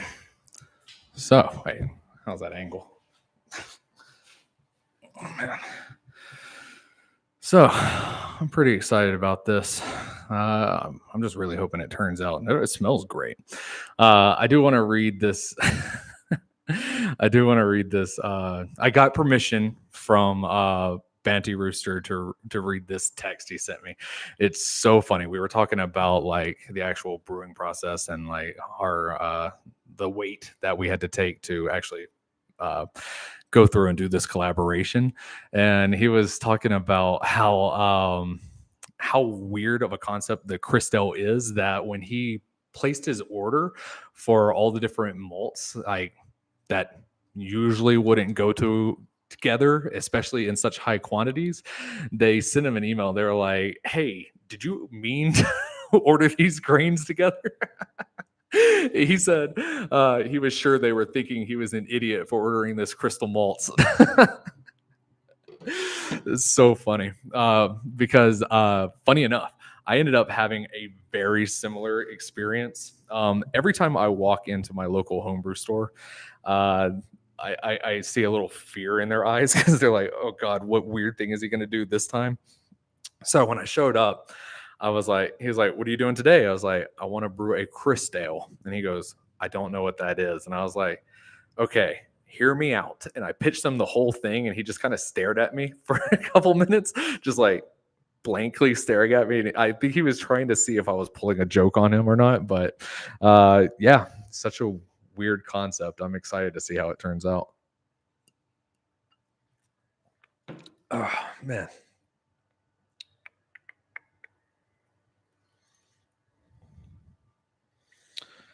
So now we're at the second half of our protein rest, stage 2 of our overall mashing profile or mashing schedule, excuse me. Man, sorry, I'm distracted. Like my house has begun to be swarmed by ants. Perhaps they smell the delicious malty nature of what we got going on in here, but they're like swarming like crazy. They're wild. Huh. Anyways, sorry. I have really bad ADHD. So yeah, we're about halfway through with our protein rest, and then we have one more step in the mashing process, which is going to be our sack rest, which is your typical mashing process, and that too is going to last about an hour, but we're going to ramp the temperature all the way up from about 120. I still haven't decided what I want to sit at. Normally you want to be in like the mid 140s at the lowest, and that should get a really really dry beer, or all the way up to like the low 160s, which will get you a fuller beer. I know what I should mash at if I wanted to do just a straight up wheat beer, but because this is using such weird malts, I don't know what I should do. If anybody has any recommendations, we're flying by the seat of our pants here right now. So we could either go with a traditional wheat, which, if I'm not mistaken, is like in the low 150s, maybe mid 150s, or we could really, really try to dry this sucker out and try to maximize the everything we could potentially get, squeeze every last little milligram of sugar out of these crystal malts and go for a really, really low, like 145 or something like that. So if anybody has any suggestions, we got about 30 minutes before we have to make a decision, but I don't know. I found some sources that talk about like how to go about brewing CrystAle, but I just don't know how much experience, like how much I should actually trust these sources, because like I said, not a whole lot of people have put a whole lot of effort or research into this. So, oh yeah, and I just noticed, don't judge me for my weird band-aids on my knees. I had a little medical procedure earlier in this week where they like stabbed my knees a whole bunch of times. So I just realized that maybe it looks weird. Don't judge me.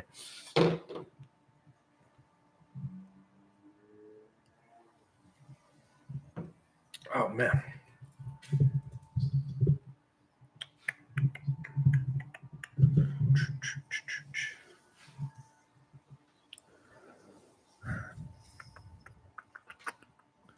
Let's see.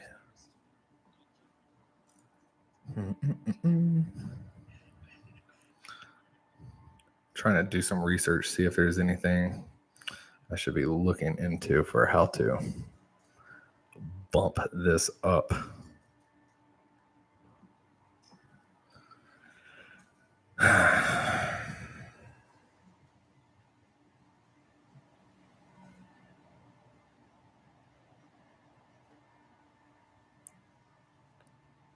Okay, so looking at some sources like Brewlosophy. If y'all have never checked out Brewlosophy, if you really want to learn like about weird beer experiments and how people actually perceive them based off versus what people just naturally say, because people will say crystal malts are only good for either adding body or adding residual sweetness to it. But Brewlosophy did this one experiment where he brewed beers utilizing different levy bonds, also different percentages of crystal and base malt. And people were not able to detect it as easily as I think many people would have thought. So let's see. This one guy did see, and this is what's so interesting. Brewunited.com, they did a experiment where they brewed a high percentage crystal beer, but they were more particularly going for a British style brown ale, and they used 90% crystal malt beer, and they ended up attaining 65% efficiency. It's buck wild. I don't know if y'all can actually see that, but 65% efficiency is insanely high for what people would expect out of a 90% crystal malt bill. Ended up achieving about a 6% ABV. That's wild. So that's really what we're trying to focus on here today. That's what we're trying to get to. Let's see. Okay. Mitt says I often do a beta, then an alpha sack step. So something around 148 for 30 minutes, then 158-ish for another 30. That makes sense. Yeah. Yeah. If we were to split our sack between alpha and beta, allowing both of those enzymes to really get active, then maybe we wouldn't even need to go very dry. Honestly, I completely forgot that you could do alpha and beta sack splits. That's something I've never done. I've read about it before, but I've actually never done it. Could you hit me up with like some of the benefits for doing a beta? Like on its face value, I understand the difference between alpha and beta amylase and like how they affect the enzymatic capabilities of malt or of your mash, like your efficiency. But do you think it is like inherently better than just a straight normal, just flat temp sack? I'm definitely interested in that experience because I mean, shit, we have nothing else to do but experiment here. You know what I mean? So I would be interested in that. Hawks Boy says, I vote dry, good sir. Okay. So that's basically what I was leaning towards as well. Either of these options would work out in a drier, higher, in theory, higher efficiency mash. So either we do a low and slow solid temp, straight line temp sack, or maybe we split it out and do the alpha beta. Interesting. Mitt says, having said that, my stupid palate can't taste the difference, so I've generally gone back to the standard 150. That's hilarious. I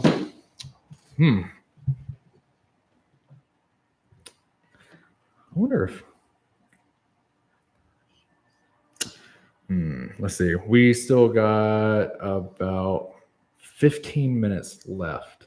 So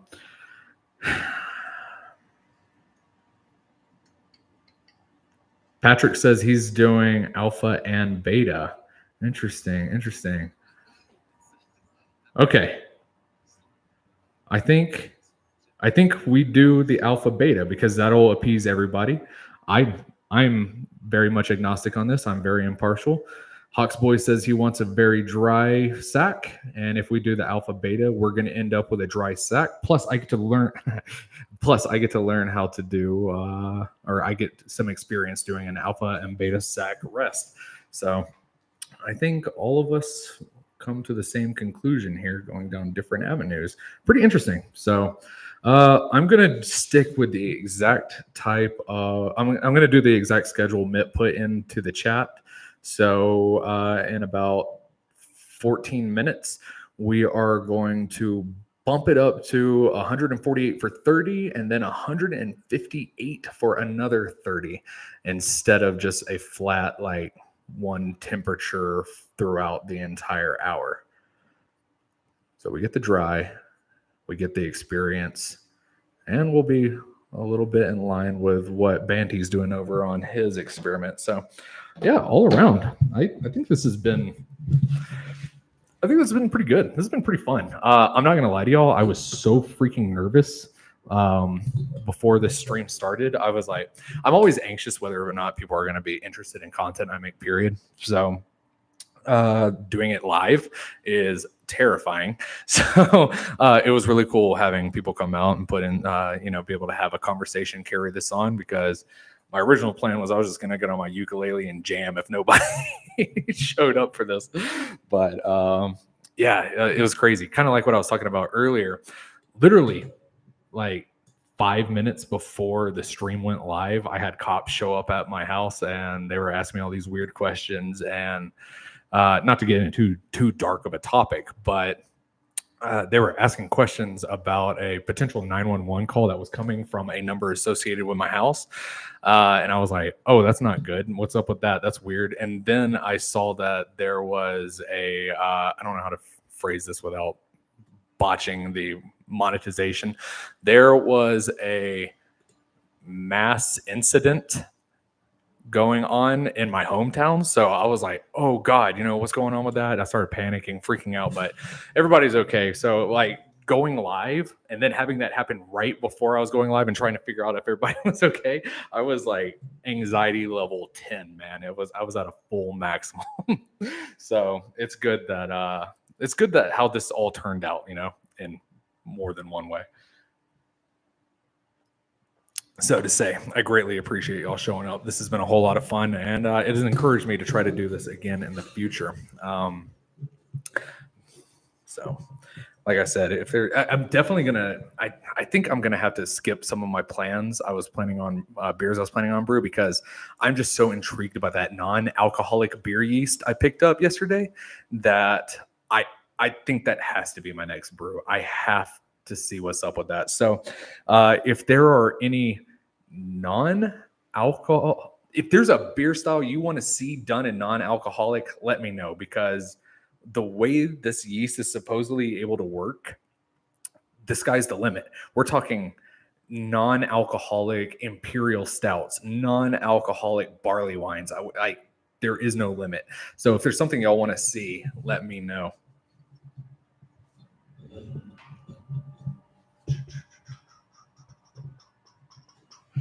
And also, if there's any way that y'all think I could approve on this live stream, please let me know, because I'm thinking what I might end up doing is getting a table where I can put the mash and boil here so it's in frame so y'all can see what's going on with it while I'm over here just flapping my gob. But all in all, for the first one, I think it's gone pretty well.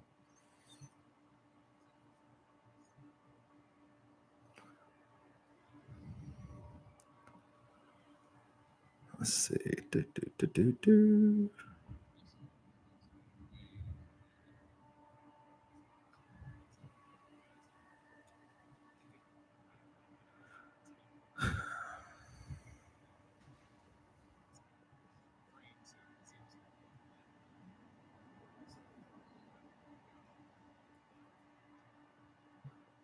see. I'm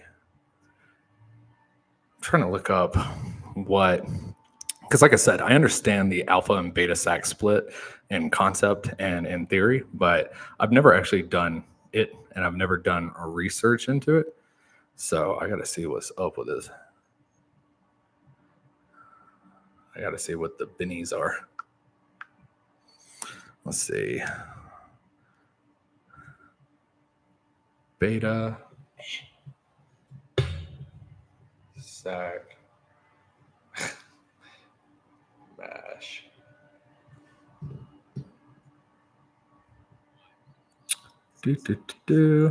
Okay. Beta glucan rest, then a saccharide. Oh, I think that's. Let's see, triple is on it. Nah, okay. Yeah, so it would be a beta glucan rest and then a normal sac rest, right? Alpha sac. Or is a beta glucan rest different than a beta amylase? Isn't there a beta amylase? I might be conflating terms here.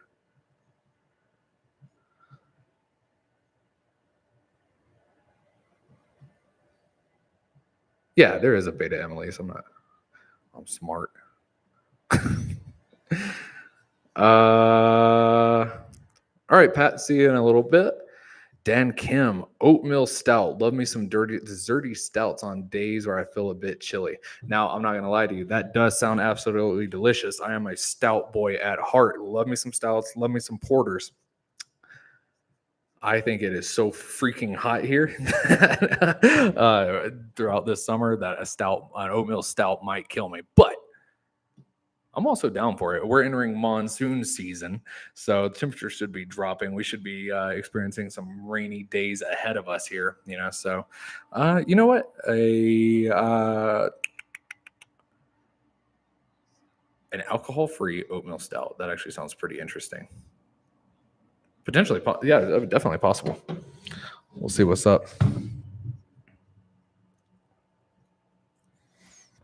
I have a lot of things on my to brew list, which is why I was like, I got to get back into brewing with like a vengeance. I picked up, I really want to brew a clone of Midas Touch from Dogfish Head because I actually have saffron and honey coming from Turkey. And I was actually able to visit the King Midas's tomb where, crap, his name escapes me at this exact moment, but the beer historian went to and he did like the pottery shard analysis. So I definitely want to try to recreate that myself. Then there's also going to be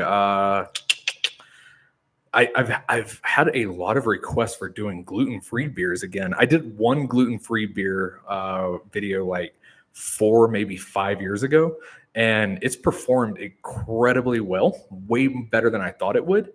And I've learned a lot more about gluten-free beers, and I've actually found a lot that I really enjoy. So I was thinking about coming back and trying to do a gluten-free. I wanted to do a gluten-free stout, something bigger, something stronger, something challenging, harder to brew than just a gluten-free blonde ale, you know. So gluten-free is up there. I'm gonna have to do that non-alcoholic beer. That's just so high up on my list. But yeah, I'm excited. I think we have a lot of opportunity for some interesting beer, some interesting live streams coming up. So oatmeal stout, I'll definitely add that to my list. Dan, you were talking about an oatmeal stout for the non-alcoholic yeast, right? Get back to me whenever. Let's see.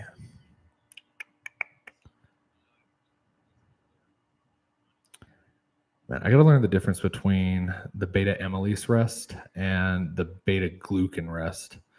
It looks like the beta glucan rest helps you achieve target pHs, so maybe it just like overall acidity of your mash. I don't know. I really don't know much about that. There's so many different types of rests, and there's so many different types of mashing techniques that you can apply with so many different beers to achieve so many different results that unless you have like a in-depth knowledge of it, it sometimes does feel a little bit overwhelming, a little bit complicated.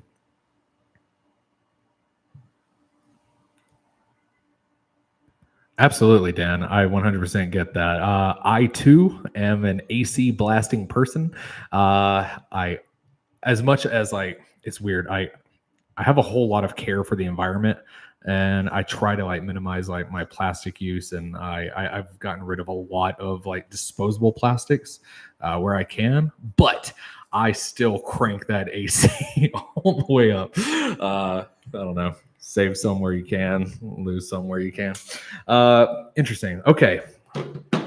An alcohol-free oatmeal stout. I'm actually 100% down with that. I've never brewed an oatmeal stout.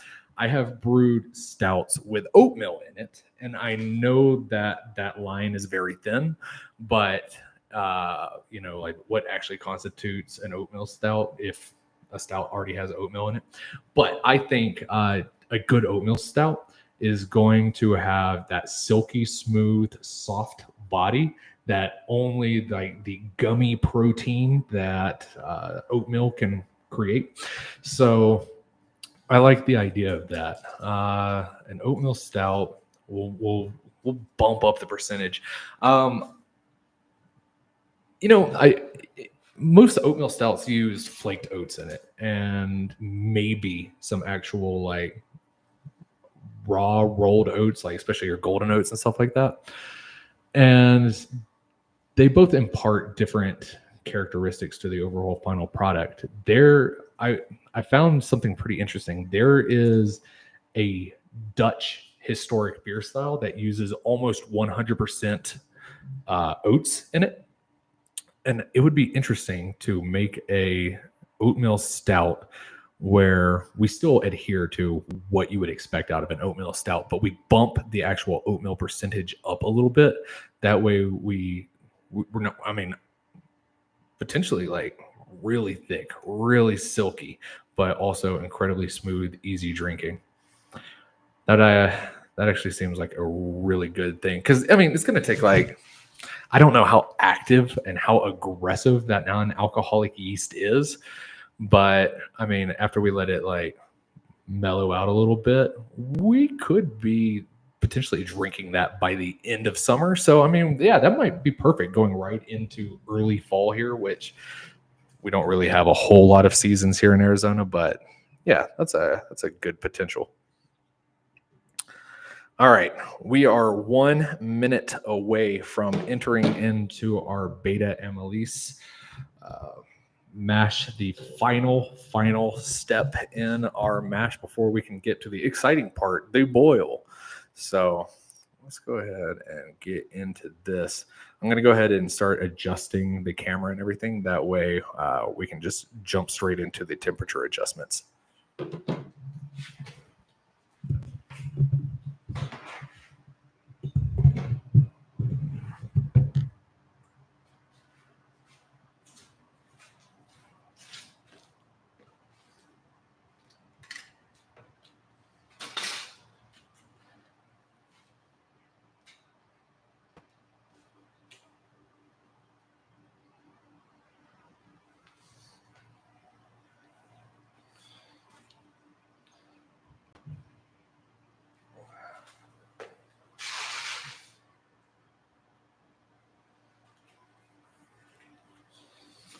I don't know if y'all can actually read those numbers. It looks kind of blurry on the screen, but I don't know. Y'all just have to trust me.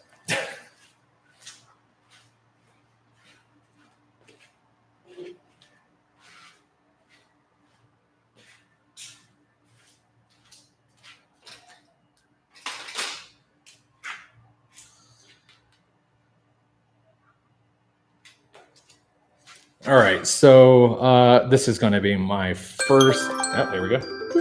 So this is going to be my first beta and alpha sac split mash for this final step.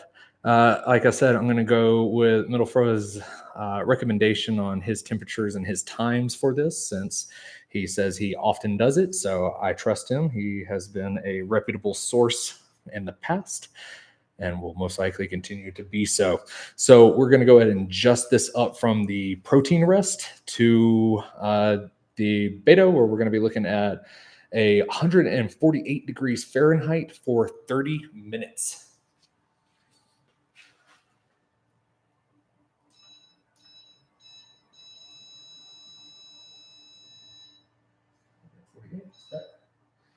Shit, I might actually adjust the time. There we go.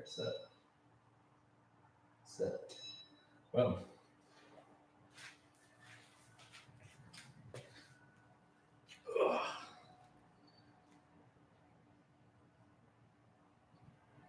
Now we're going to go ahead and adjust this.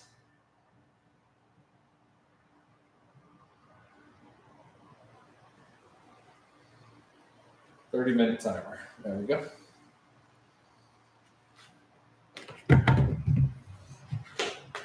Ugh.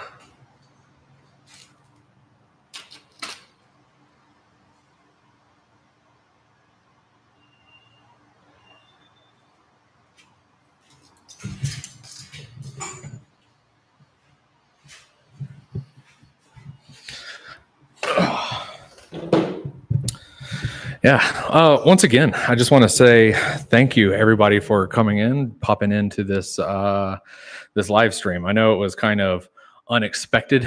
I don't think I'm so impressed with the turnout we had here today, the conversations we had here, especially since, like I said, it was unexpected. I talked with Banty Rooster Brewing several days ago, and I was like, I'm thinking about doing a live stream. I'm nervous about it. I don't know. And he was like, "Do it." And I was like, "Oh shit. Okay, I will."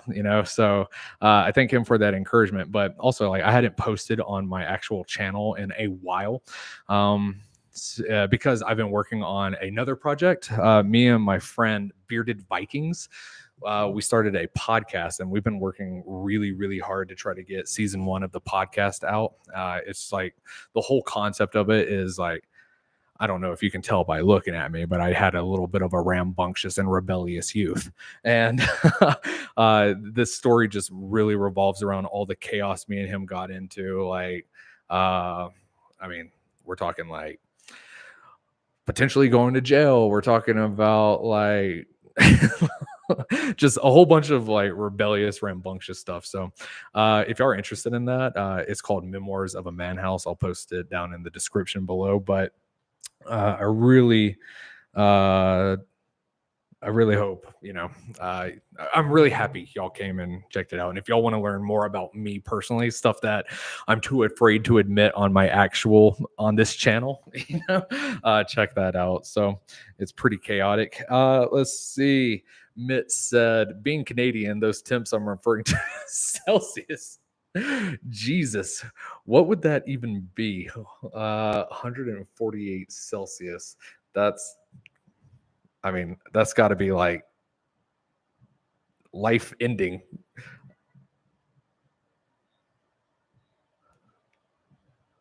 298 degrees. Yeah. I don't think we would be able to get any sugar extraction out of that. In fact, any sugar we were able to get from these crystal malts throughout this elongated process would instantly be recaramelized. That was funny. I've also been looking into trying to figure out how to I know it's illegal to sell homebrews, and that is nowhere near anywhere where I'm trying to be at. Definitely not trying to do anything illegal. But what I would want to do is I want to figure out a way I could get bottles out to people who come to these like streams so that they can, experience the entire journey from beginning to end. I would love to be able to figure out a way to do that. I got to look into the legalities because ultimately, like if I was to make, let's say, a typical batch is either going to be like 48, 50 small bottles, 24, 22 ounce bomber, something like that. That's a lot in shipping and handling. I got to look into the legality. If people actually wanted to try this final product, not buying the beer, but just paying for shipping and handling, see if we can make something like that happen. I don't know. Maybe I just say screw it and I just send it out anyway. I pay for it all myself. I'd be okay with either of those for people who really wanted to try it out.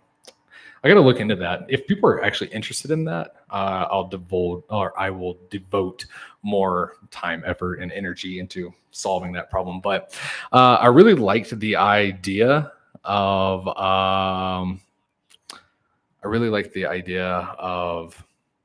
like the community aspect of it, of homebrewing. That's like the thing I love most about it, which is why I was so excited that Pat Banty wanted to get on board with this so he could we could do a little homebrew exchange going on. So I'm excited for that. I just got to look into how to get it out to a wider audience if people would actually be interested. And Dan, yes, I will repeat the name of the podcast. It is Memoirs of a Manhouse. That's the name will make more sense once if you check it out, and you'll see what we're talking about. What is a man house? But I will also post it into here. Someone else already did it for me. Thanks. Let's see. I'm going to go to my actual computer and I'll post a link in here as well. 1 second.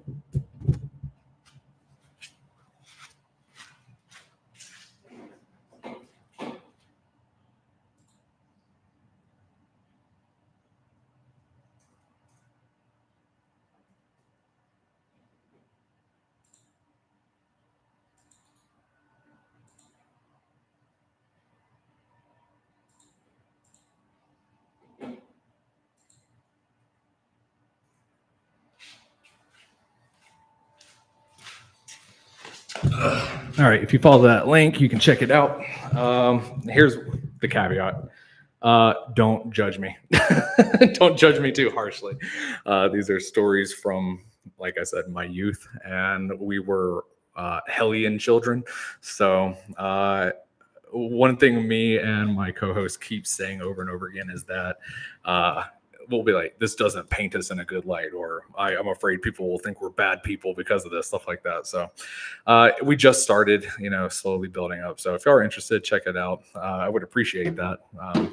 But again, the rule is don't judge me. I'm a changed man. I'm reformed. But yeah, man, super, super stoked. This has been a fun day.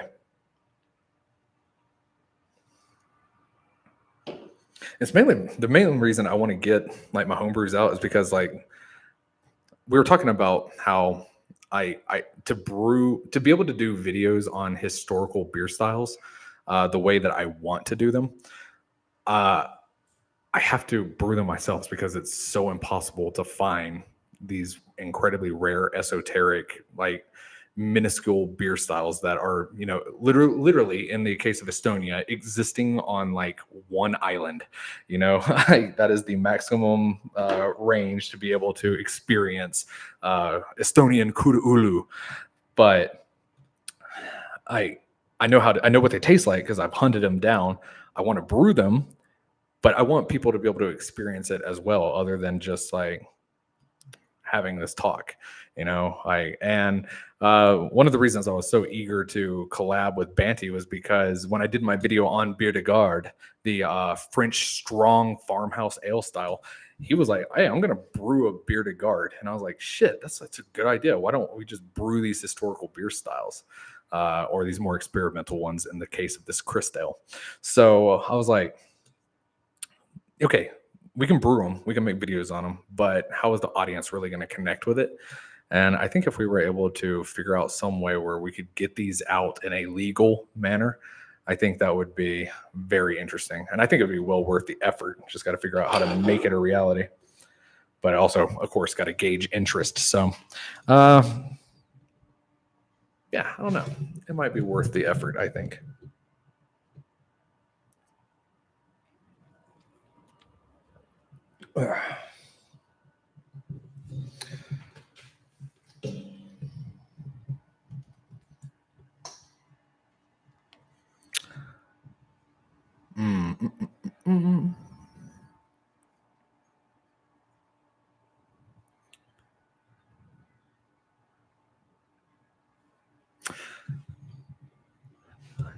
Another thing I'll need to look into. I've also heard a lot about hot side aeration, but I don't know if I've also heard that that's a myth. And I was just thinking about it when we were sitting here doing these, periodic like recirculations and these stirs.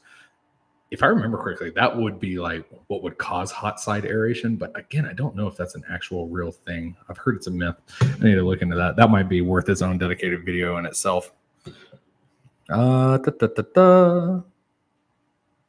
Mittelfra, beer man is an avid home brewer that shares canned beer with many across the country. I'll put you in touch with him for more info if you like. You're talking about beer man, big bushy beard, really, really funny, goofy dude. He's kind of got the stoner voice, man. If so, I love Beer Man. Me and him, we've done some collabs together in the past as well. He is a really funny dude. I would love to get back in touch with him. Let's see. There was one point in time I was doing collabs with Beer Native. I was doing collabs with Bumpy. I was doing collabs with Beer Man. And we were pumping out collabs maybe like once a month at one point in time. It was a really good time. He's a really cool dude. Yeah, I don't know. I have this bad habit of staying in touch with people. Like I'll get like too busy, swamped down with work or something like that, and then I just like drop off the face of the planet. Anybody who has known me for many years knows that. And people who have been subscribed to this channel knows that. I think my largest gap was like 7 months posting no content. But yeah, Bumpy, Beer Man, great people. I would love to get back in contact with them. He said, yep, that would be him. His spike system is quite nice. I haven't checked in on his content in a while. The last I remember seeing was he was building his like home brewery in his shed, if I remember correctly. Uh, he was like doing like a whole construction project, if I remember correctly. But yeah, Beer Man's cool. We have one. I'll have to look. There was a video I had to take down for reasons, and it was in collab with Beer Man. I'll have to see if I can get that one back up online somehow. I might have to do some revisioning and some additional editing to get it back, but it was pretty good.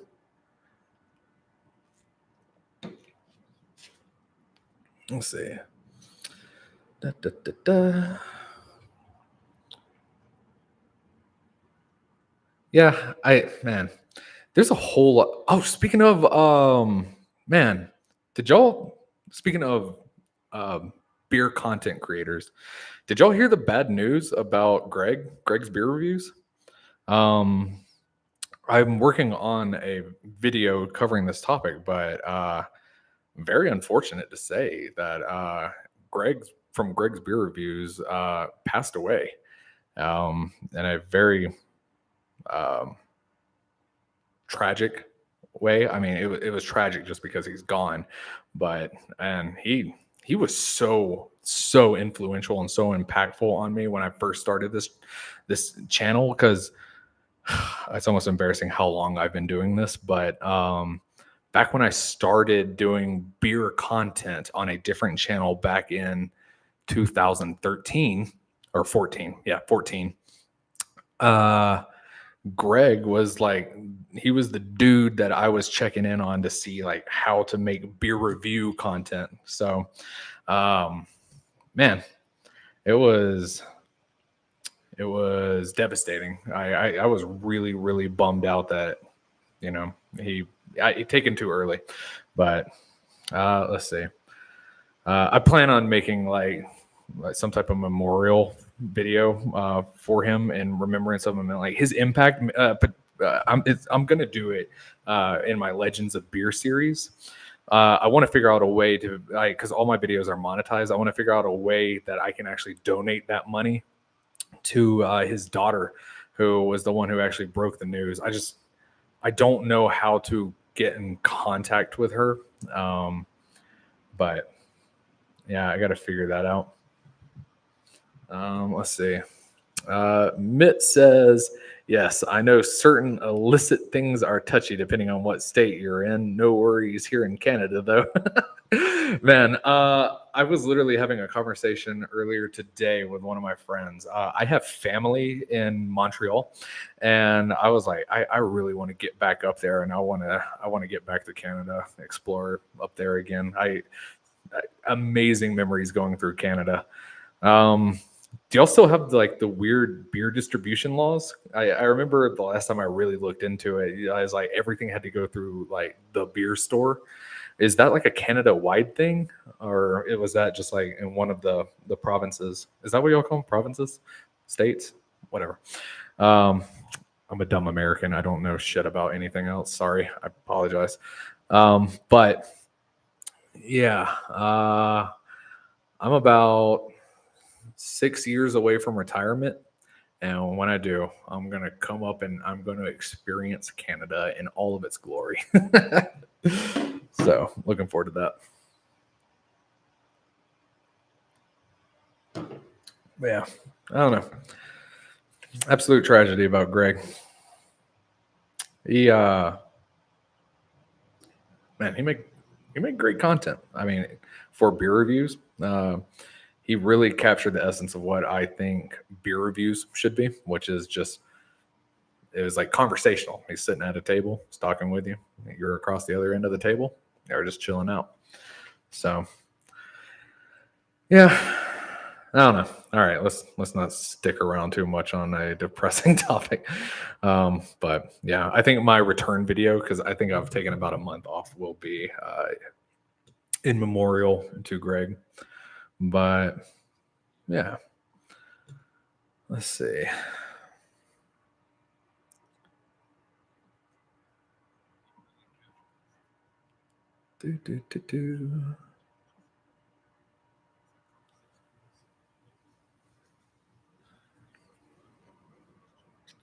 We are about, dang, we're already about halfway done with the first leg of this mash, or this final step of this mash. So I'm still trying to look up and get research into like the true benefits of alpha beta sac splits. That might just have to be something I do like a whole deep dive on, because I'm seeing a lot of different like information from these various sources, but I also keep getting beta glucanol, whatever, rests as well, and that's kind of mudding up the search results. But Mitt says yes, different liquor laws / distribution laws in each province. I constantly bitch about sourcing U.S. beers, and I am a mere 50 minutes from the New York border. Devastating, man. I don't know. There's a lot of really good Canadian craft beer too. I used to, back when I did beer reviews, I had a trade partner where I would get a lot of Canadian beer sent down. Weirdly, a lot of cranberry beers. I guess perhaps cranberries are very popular up in Canada, maybe. But as an American, I'm thinking like I'm gonna get a bunch of like maple stouts or something like that. But it was like cranberry brown ales, cranberry imperial stouts, cranberry pastry. It was like cranberry sours, a lot of cranberry. Maybe that dude just really was partial to cranberries. But yeah, I don't know. On a this is like impossible to measure, but on like a 1-to-1 scale, how active is the Canadian craft beer scene to what you've seen or potentially have experienced of the American craft beer scene? Because the American craft beer scene is, I hate to say it, but also kind of happy to say it, we're kind of slowing down and dying off a little bit. I just want to know, is that happening as well up in Canada? I'm sad about it because obviously I'm passionate about craft beer. I'm passionate about beer in general. So to see it kind of tapering off is a bit of a bummer. But on the flip side, kind of happy about it because there was so much subpar beer out there, just absolute. I can't even say middle of the road beer, literal bad beer.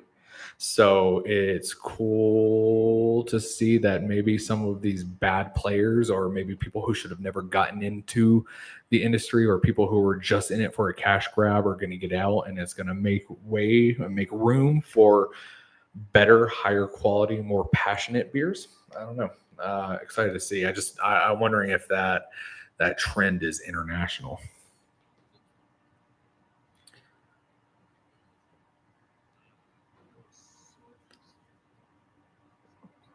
Let's see.